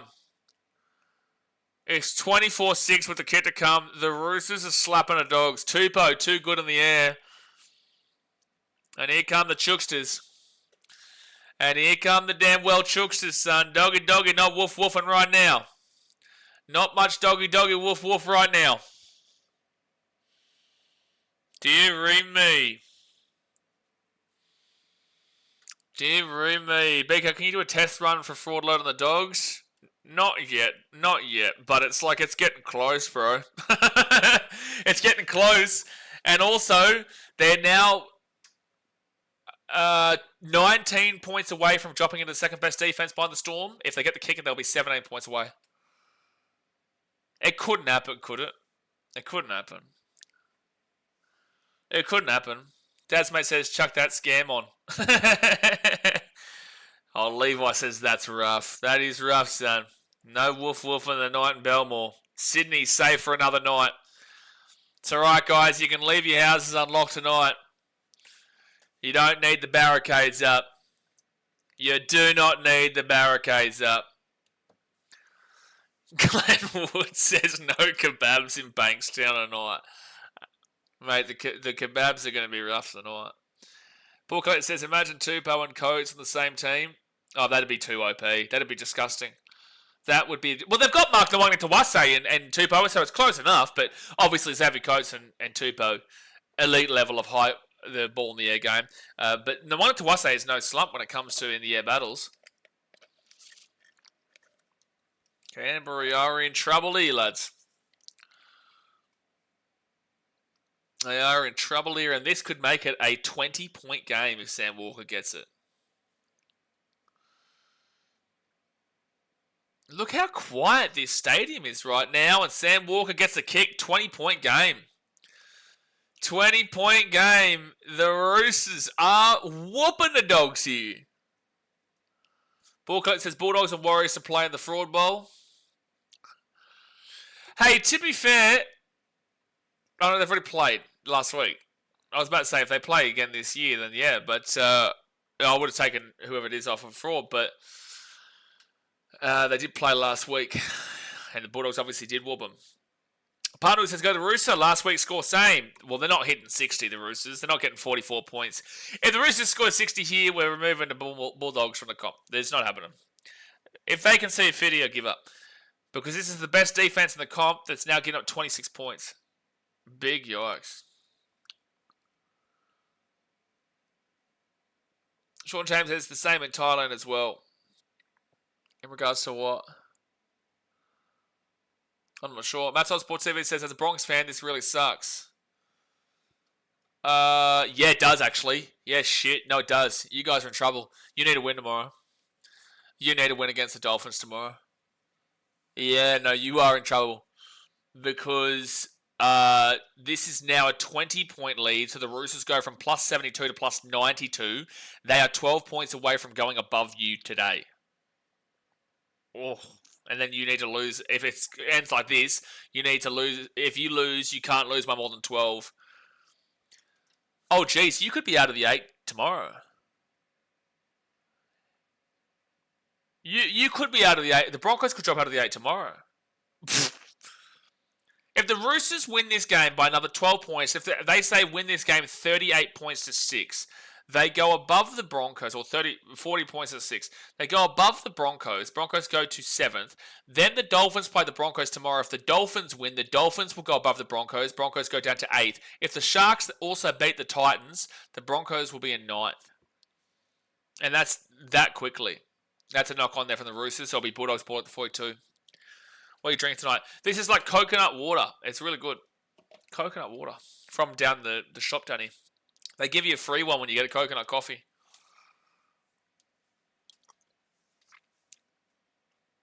Cloud says maybe the dogs have fleas. Glenwood says they're getting a flea in the ear after the game. Jared says, damn, this made the steaks even tastier. We've got to love the end of the season.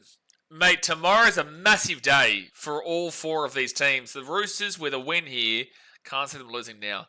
But the Roosters with a win here potentially could go into 6th and then have to... Then one of the Broncos or Broncos or Dolphins will win. So one of those teams will go back above the Roosters. But if the Dolphins win, we will have...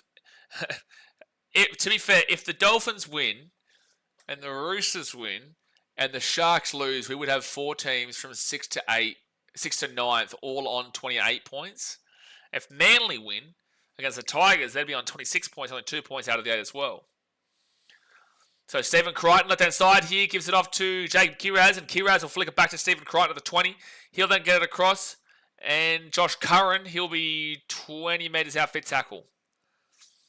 Have you thought about going to Japan, South Korea at all? Not this trip. I've got a requirement that I potentially have to be back for early November in Australia. That's going to be a dropout here from the Roosters. Early November from Australia for a bit. And I've also got to get to Fiji at some stage and whatnot. But I will definitely at some point get to Japan, South Korea. For sure. So 20 minutes to go here in the game, guys. Hit that thumbs up button, subscribe. We're currently considering a fraud alert on the Dogs. Currently considering. And Sharks still have a bye, Brenton. You're exactly right. The Sharks have a bye next week. I think the Sharks, as long as they win tomorrow, have guaranteed their top 8. Well, they have guaranteed their top 8 spot with a win tomorrow. Sharks just need one more win to end the season. Alongside their bye. Alright, so William the kick out. He's going to get this ball 35 metres out. Second tackle. William Seneca says, Chooks play Eels round 25, so it is a good thing for them to win tonight. William, you and I are very well aware who's going to win that game. So it's going to be Jacob Preston now, third tackle at 30. Johnson, almost every team that beat the Warriors this season has gotten spanked the following week. Don't you try and tell me the Titans got spanked by the Panthers 2 weeks back. Don't you try and tell me the Titans got spanked by the Panthers. No. We spanked them, son. Got robbed. And the one to Watson gets the ball here at the 5. And gets the offload away to Tedesco. And Tedesco might have a hold here. No, taking another 10. Leo says, my only requirement to go back to Australia is for Lincoln Park next year. And then I'm going straight back to Thailand right after. Fair enough. Fair enough. I'll probably be coming back to Vietnam as well. Penalty to the Roosters here. Yeah, Dogs, your night's done, lads. Your night's done. If you go to Japan, would you try pufferfish? Never going to say no to try anything. Matty says, Bulldogs went down at the very moment they got Galvin. This result isn't on Galvin, but he's not had a good game either. Tigers fans will be absolutely loving it. Yeah, but I don't know how much Tigers fans should laugh. They're coming off the back of 3 wooden spoons and are currently sitting in 12th position. So the Dogs, they were in the finals last year and are currently in the top 3 guaranteed pretty much this year. So I don't think that Dogs fans should care too much about how Tigers fans think of them. So first tackle now for the Roosters at 45. Bucks has put the alert on the Dog. If the Dogs concede another one right now, 1, Broncos fans will have a heart attack, but also 2, the Dogs will go on fraud alert. Ron, don't you dare insult Labradors. They're the greatest dogs that ever existed. Canterbury Labradors, don't put a Labrador in their vicinity. Give them a Chihuahua. Get a Chihuahua. Canterbury Chihuahuas. Glenn says, yeah, the Doggies can have the Wilds fraud alert. You're still on fraud alert and the Dogs will join you. So second tackle, Sam Walker at the back end of Tedesco. Tribune says, Glenn, brother, it's pretty easy to win a game when you injure 3 of our starters. Okay, well, I'm going to defend him here, Glenn, and say that it was 3 injuries within the Dragons, as in Jack de Belin and Hamish Stewart hit each other, a head clash, and the other one, James Heller, was, intercept by Matt Burton is away at the 20, the 30, the 35, the 40. This could be game back on if he scores here. This could be game back on if he scores here. He's going to score here, Matt Burton. He's going to score here, Matt Burton. He is going to score for the Doggies, and it's 26-10 with a kick to come. Massive intercept. Massive intercept there for the Dogs. And it will be 16 points the gap with a kick to come. Doggy, you need to get a move on right now. You're still down by 3 tries. We're talking about the fraud now. The fraud comes off. And now the fraud thought comes off. At least we've got a bit of a good game here now. Well, maybe not a good game yet, but at least it's a bit of a thought process that if the Dogs score in this next 7 minutes, I think they only need to score one time in the next 7 minutes to make a game of it. A glimmer of hope. Levi says, look, to be honest, looking like a three-way race, Storm, Panthers, and Raiders, but are after an understrength Storm beat the Panthers, I think Storm have this. I was saying Storm, I think, with a full-strength team, we're going to win this comp for a little bit now, but that Manly result still irks me, but I do think the Storm are the best team in the comp when fully healthy. I scared my family, go, you good thing. Yeah, no, Matty Burton with the intercept, breaks away for an 80-metre run, and he keeps the Dogs in it. Broncos fans get a sigh of relief. Yeah, a sigh of relief there, but at the end of the day, the Dolphins can score. Broncos with no halves. If the Dolphins put a score on them tomorrow, be spicy, but we'll be alive for that one. We will be alive for that tomorrow. It's certainly woken the Bulldogs fans up. Well, they're still 14 points down.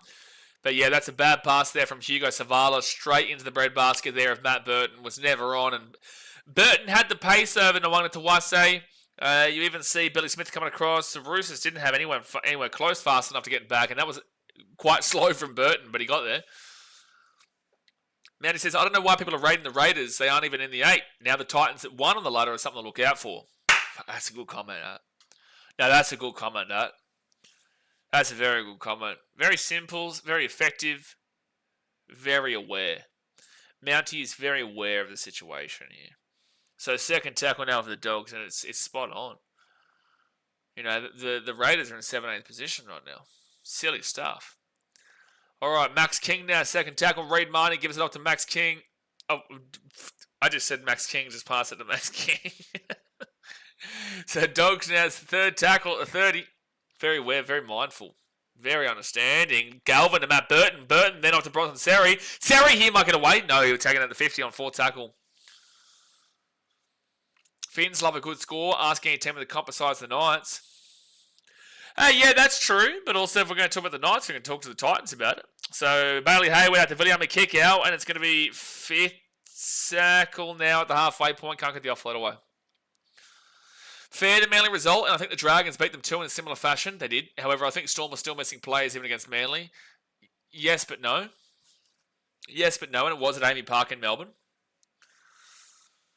15 minutes to go. Bulldogs, you need to find a way to get like a knock-on out of the Roosters or receive a penalty, put you in the area, and then if you can score one try in the next 5 minutes, I got you to really make a game of it. I just think that everyone right now, and if we stream every game, so we see all the comments every game.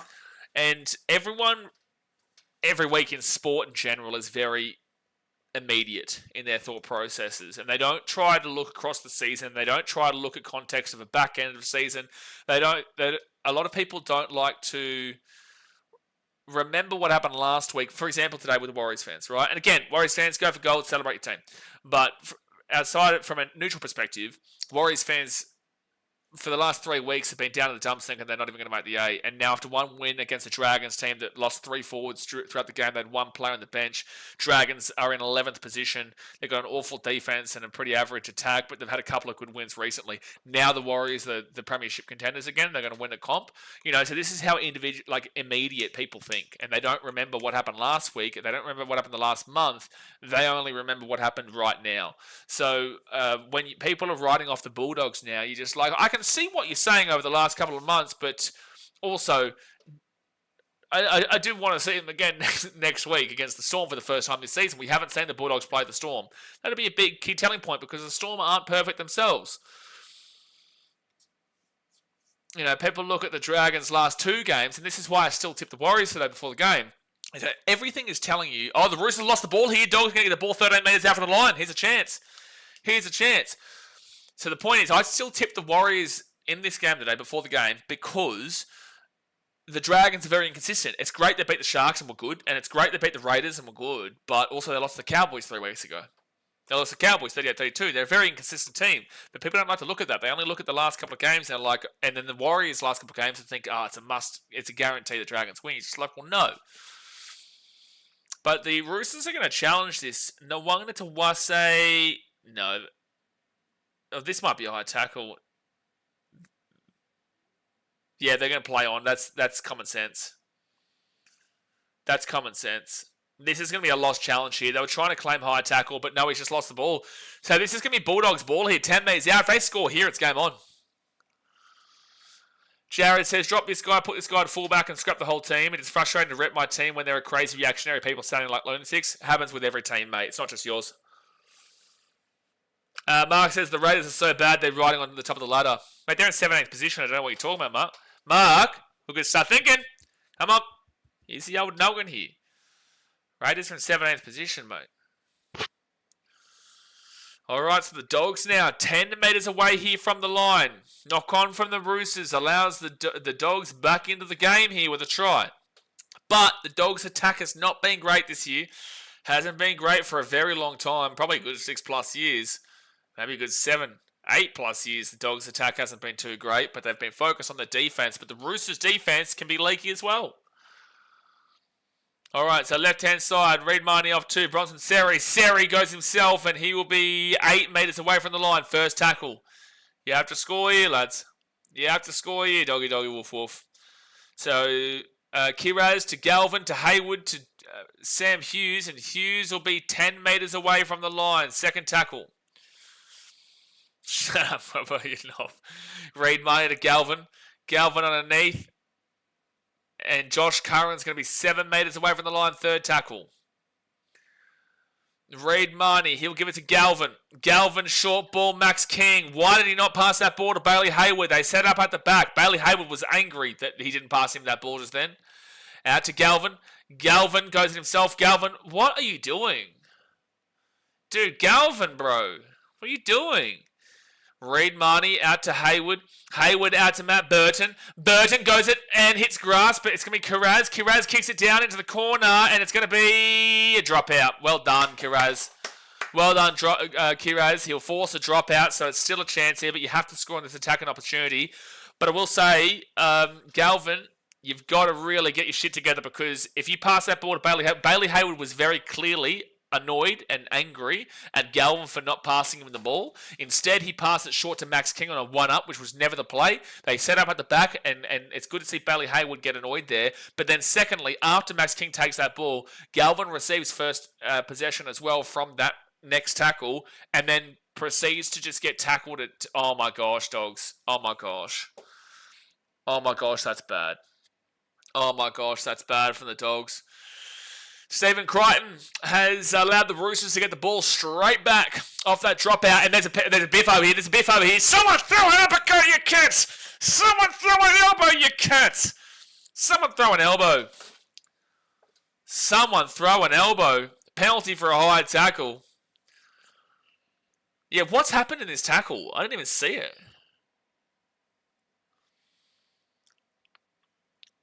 So Sam Hughes has been called for a high tackle. So Crichton obviously makes the mistake.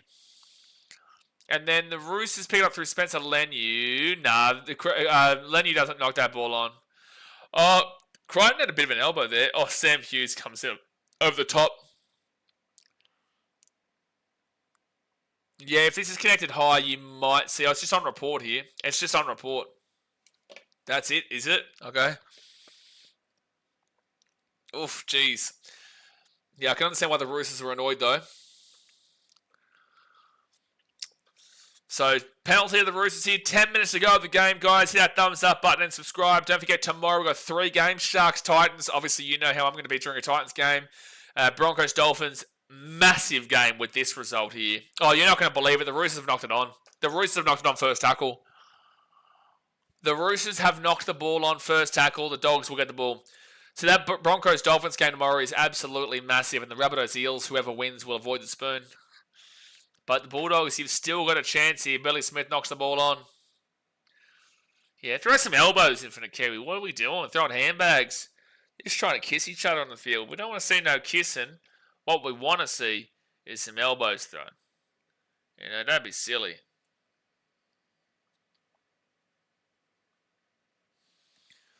Trying to throw it away. All right, so the Dogs now 45 metres out. You have to score this set, though. You're still down by 3 scores right now. 2 tries and a 2-point field goal. Both converted too. Jacob Kiraz at the 35, second tackle. Some shiny elbows. Less kissing, more kicking. Exactly right. Couple of big karate kicks to the throat. Now we're talking. Game's gone soft. Haven't seen a karate kick to the throat in years. Sam Hughes will get this ball to the 25. It'll be 4 tackle. Dogs, you need to do something with this set. Reed Marnie gets it to Galvin, to Burton. Burton at the back here. They've got numbers here. Left-hand side. Back on the inside, Kiraz. And he's over the sideline. No, he's throwing the ball back in. No, he's over the sideline. And for me, I've got that being the game.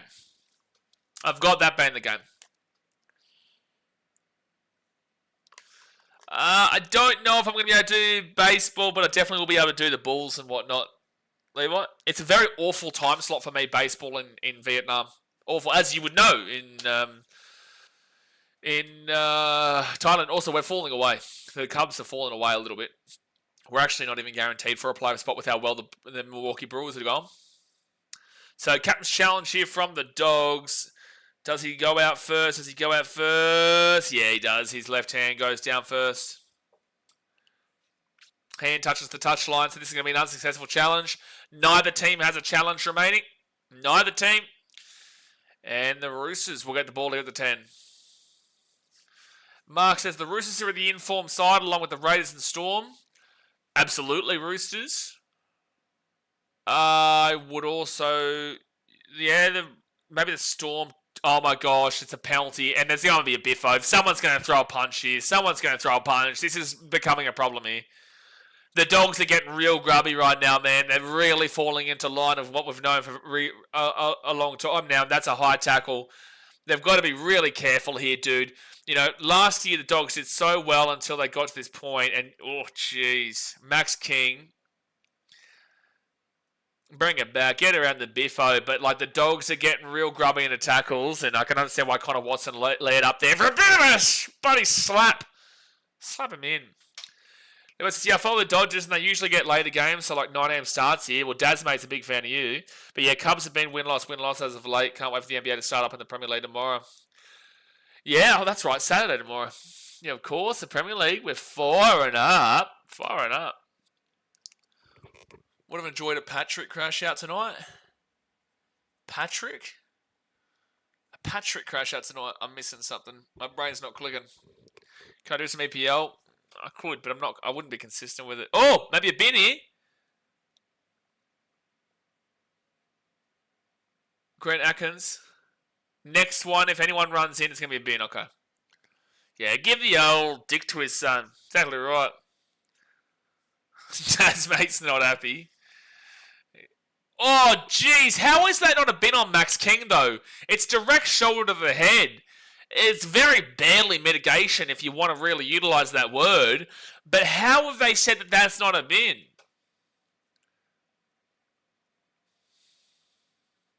All right, so first tackle now for the Roosters, and they're going to be at the 40.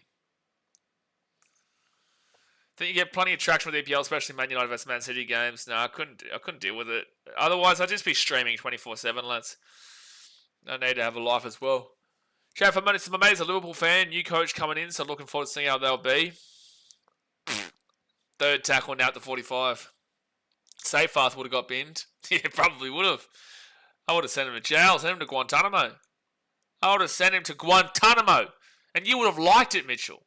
Fourth tackle here at the 33. Charlotte says hi. Hello, Charlotte. Get around you. Sam Walker to James Tedesco, then off to Angus Crichton, and Crichton's going to be 25 metres away from the line. Fit tackle. Paul says it seems that consecutive turnovers by both teams never results in a score. Just some disappointing play. Agree. Bulldogs. Knock on Roosters. So it's going to be Bulldogs ball at 10. Well, Bulldogs, you're going to have to go back to the drawing board because guess what? You get to play the Melbourne Storm next week. You get to play the Melbourne Storm.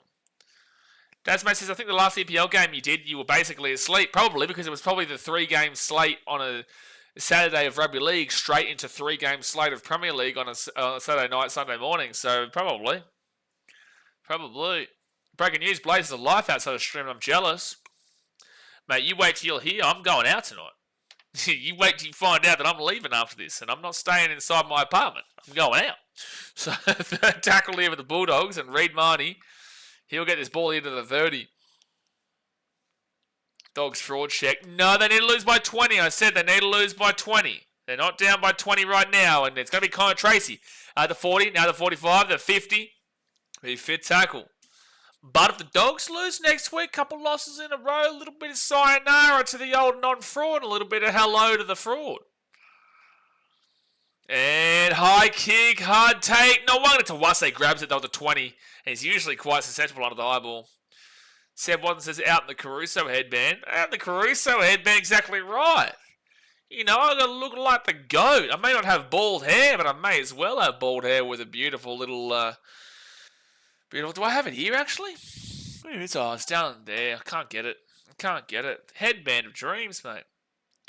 Why is fraud alert hurts, but it's definitely understandable. Yes, it is, Acidics. Yes, absolutely is. Hey, listen, you go and beat your bogey team of the Titans next week? Maybe we'll have a conversation, but it's a conversation. Because they weren't exactly great today, but they won the game. Sean James says, so you should where you are. So you should where you are. It's a tongue twister. Fit tackle here at the 40, and Sam Walker knocks it down to the 10, and Con Tracy picks it up. Nikhil says, Blaze, you must enjoy streaming the games and then being able to go out after while being in Asia. Yeah, Thailand was crazy. Thailand was crazy. Bulldogs run home, storm away, Panthers at home, and Sharks at home. Good luck, doggies. Well, it's getting slapped as usual next week. Well, last time the Warriors played at Seabar Super Stadium, said Watson, they lost 66-6. Levi says, I would be crashing out way harder of my team if I was back in Australia. So much easier to get off your mind, off your team overseas. Absolutely, dude. I wouldn't have been able to cope with the Titans this year, dude. I would not have been able to cope to what I did going to every single Titans game. Dogs lose the ball first tackle. The Dogs knocked the ball on first tackle, coming off their own 20. So here's a chance to be put 20 past you. If I had have gone to every single Titans game this year, I would have given up. No, I don't know if I could have done it mentally. You're right. When you're overseas, it's so easy to kind of move on from it after the game. It's still hard because like what I do is sit here with you guys every game. So regardless, I can't really get away from it. But it's so much easier. John says, great result for the Chooks to keep their playoff hopes alive. Mate, they're in 7th with a win here. They're in 7th. They are in 7th. Loffy did his hamstring last week, said Watson, so he's out for the rest of the season. Completion rate, 83% for the Roosters, 82% for the Doggies. Nikhil says, will you be back in odds for the finals run for the Titans? I'm pretty certain mathematically speaking, they're gone. I think mathematically speaking, now they are with this Roosters win. Unfortunately, we are now mathematically out of the equation. Third tackle here, 8 metres out. If you believe the NRL ladder and not the real ladder here. Fourth tackle now, and they're 2 metres away. He'll be meeting the Titans in Bali, unfortunately. We'll be joining the old Manly there too. Now to the left-hand side, James Tedesco, Daniel Tupou. That's a TRY. Slappity Bushka. Try time for the Roosters. Daniel Tupou, 3-12 with a kick to come. And I'm telling you, Dog fans, the kick in coming. The kick in coming. I'm just saying, if they get this kick, you are going on fraud alert. Gee whiz. Gee whiz. Oh my gosh, Doggies, what are you doing? What are you doing? Mission with the $10 Dudes Nation says, give him a mozza, Tupou. Give him a mozza. Tupou's slapping. Tupou is slapping here. And a try time in the corner. Well, here we go, doggies. You either get a fraudster, you either get a fraud alert, or you survive. But thank you very much, Mitchell, for the $10 donation. I'm just getting something prepared. Dasmate says, have some class, Roosters. Run up the score, really?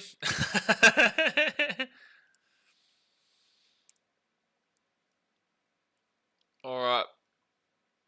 All right, there we go. Levi says, Bali is a bogan Phuket, and Phuket is a bogan rest of Thailand. Nah, Pattaya is pretty like that. Pattaya, whatever. So, big kicker at the sideline, make a 20-point game. Constance, who do you reckon...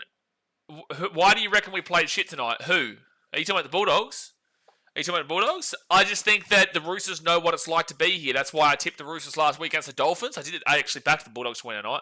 I thought it'd be 1-12, but look, I think that the Roosters know what it takes to win in these games. They are fighting for their season, whilst the Bulldogs are not in the high pressure, and this is why I doubt them when it comes to the high pressure later on in the year. The Bulldogs are still a fresh team here. They need to, no matter what, they'll play 2 games in the finals this year. The Roosters are fighting for a lot more than the Dogs. The Dogs aren't going to be getting the minor premiership. Sam Walker gets it. And sorry, guys, I got to do something here. I'll keep answering your question in a second. Consa, I'll keep answering your question in a second, but I've got something to do. I do.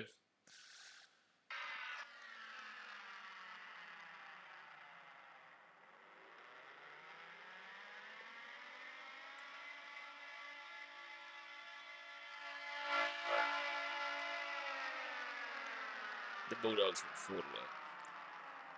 The Bulldogs are on fraud alert, ladies and gentlemen. The Bulldogs are on fraud alert. It is a fact. It is as simple as that right now. The fraud alert has come out. The Dogs may have the ball, but you're not escaping. Well, you actually get off fraud alert if you score here. No, you've lost the ball, so you're not going to score jack nothing. How do we get this sound effect into this year's budget? Fraud alert central. Oh, see in the showers, Daz. Infinite Kiwi, what are you doing? You seeing Daz in the showers? I don't know what's happening over here between the Warriors and the Dogs fans, but something must have happened last week after the game. 3rd tackle with the Roosters, the 15.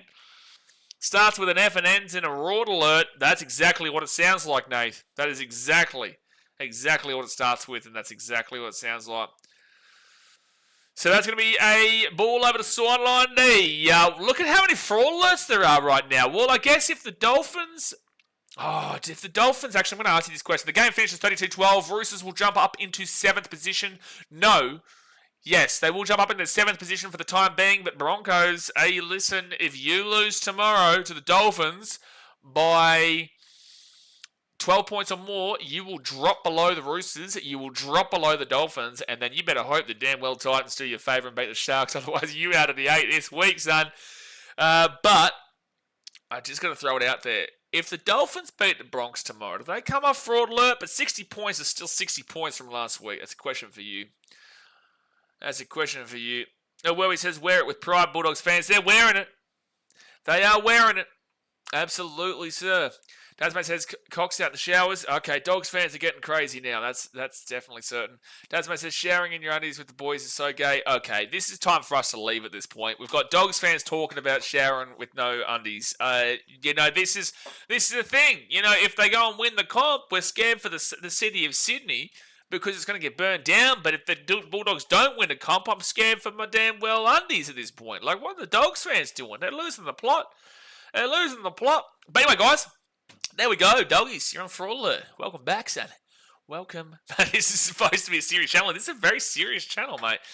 Someone says, I just came and we were talking about people with their cocks out the showers. You blame the Dogs fans in the chat. They've lost their minds. Dazmate's lost his mind in the chat. He's lost his damn well mind. Anyway, we're jumping off. Dazmate's off to Thailand for the weekend, obviously. We will see you guys tomorrow for 3 big games. Titans versus Sharks first up. And then we will have the next game, which is the Broncos and Dolphins, and then we finish off with the Rabbitohs and the Eels. So hit that thumbs up button, subscribe if you're new around here.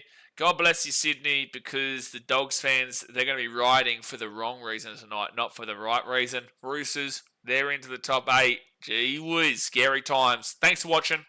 Catch you later. And damn well, see ya, you fraud alert mother bitches. Fraud alert.